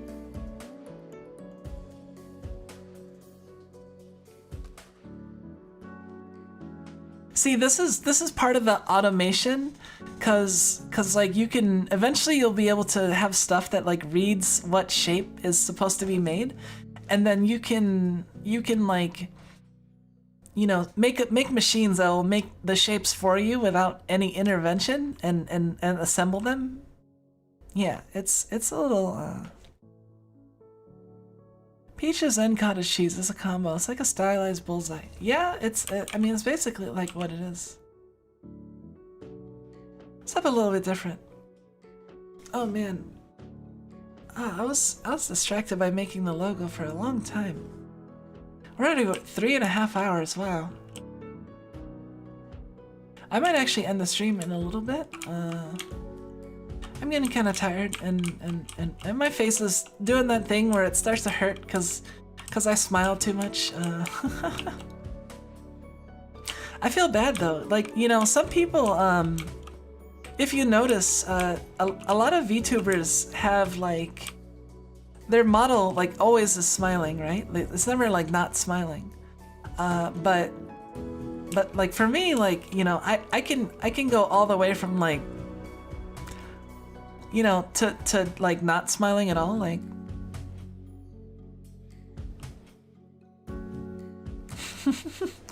You know, so like I don't know, I can't rest my face as much because if I'm just like this, well, I honestly, like when I'm talking and hanging out, I do tend to smile just as is.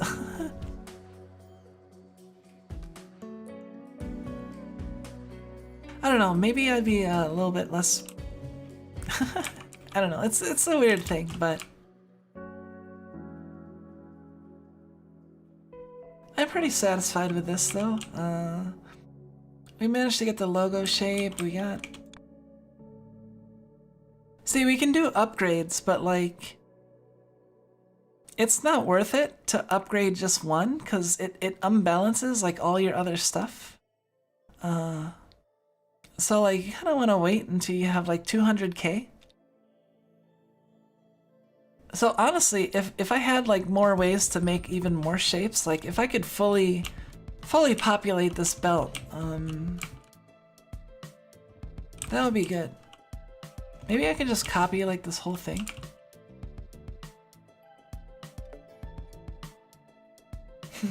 It ends up being a lot of like just connecting inputs and stuff. Having many smiles is a good problem to have, to me. Oh, thank you, thank you. Thank you, I appreciate it. Calling my smiles precious.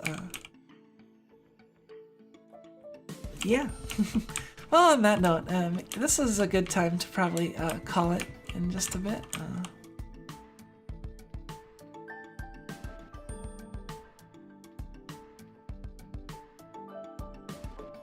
Let's see, is there anything else? Oh yeah, but we don't want to, because you actually expend the shapes when you do these upgrades. So yeah, we need to get like 4 times as much. Oh yeah, that's right. I was supposed to be kind of in a sad mood earlier. Yeah, the thumbnail kind of makes it seem like I'm kind of sad, but I mean, I guess streams always have a habit of cheering me up, always hanging out and chatting. It's a lot of fun. And yeah, I don't know. I was thinking I would play like some Tainted Grail on my own, maybe. Just to play around. Like I said, I don't want to. I think I want to save the beating the true final boss for like a stream. So maybe next Tuesday we'll work on like actually beating the final boss. And then when I just do runs on my own, I can just do like, I can just end the run early, like, or just fight the old final boss, and stuff, you know? And you know, save it for like a stream. What else? Friday we're gonna be doing Blasphemous, like usual, and then Saturday is gonna be kind of fun. We'll be doing Magic instead of Mahjong because the new set will have come out, and that should be a lot of fun. We'll definitely spend a few hours like drafting and doing other stuff like that. And also on Friday, like the day before the Saturday stream, like not like by Blasphemous, but like, you know, far later in the day, I'm gonna be doing the pre-release, so that should be interesting. I'll let everybody know how I did and take pictures if I won like prizes or something. Take pictures of all my loot. Hopefully, crossing my fingers.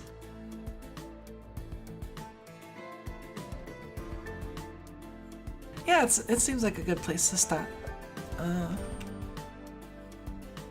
And yeah, this game is a great like music backdrop. Like it is a great soundtrack, and like honestly, like if I could get like 1 or 2 backgrounds that like approach like this level of good, that would be awesome.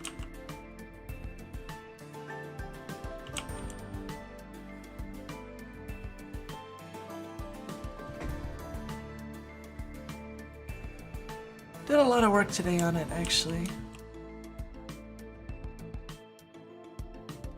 Yeah, we did manage to get a lot done, I suppose. We did this whole section, and we managed to figure out the logo, which was like over half the battle was just figuring out how the heck to make the shape in the first place.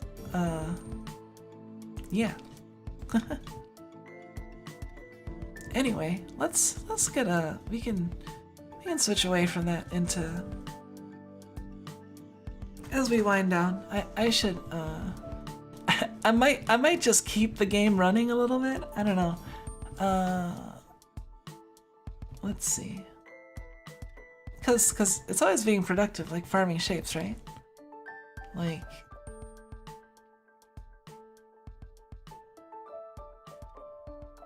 let's see.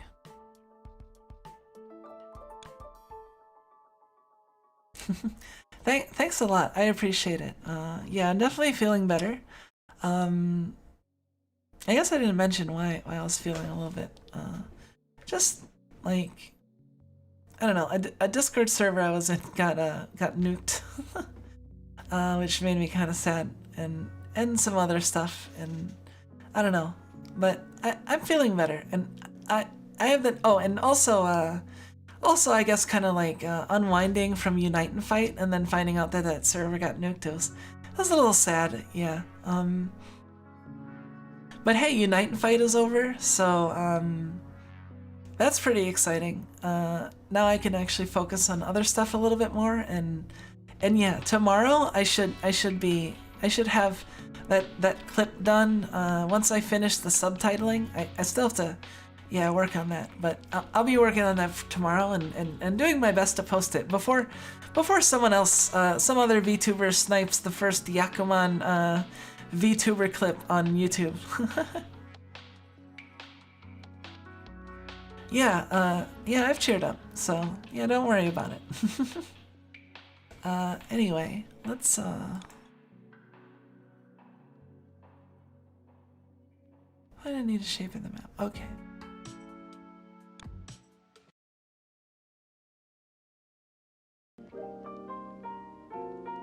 Alright, well, thank you all for coming. I appreciate you hanging out and enjoying the comfy vibes with me and keeping me company and also, you know, providing good, rousing conversation. It was pretty great, so yeah, thanks a lot. And yeah, see you next time. Take care, everybody. Thanks a lot, Badman, Racklad, Zamirul, Tropical Fun Adventure. Welcome to the Snug family. And everyone else that might still be around or lurking. And a social weeb, thank you again if you're still around. But either way, thank you. Have a good night. Thanks a lot, and yeah, take care. Bye bye.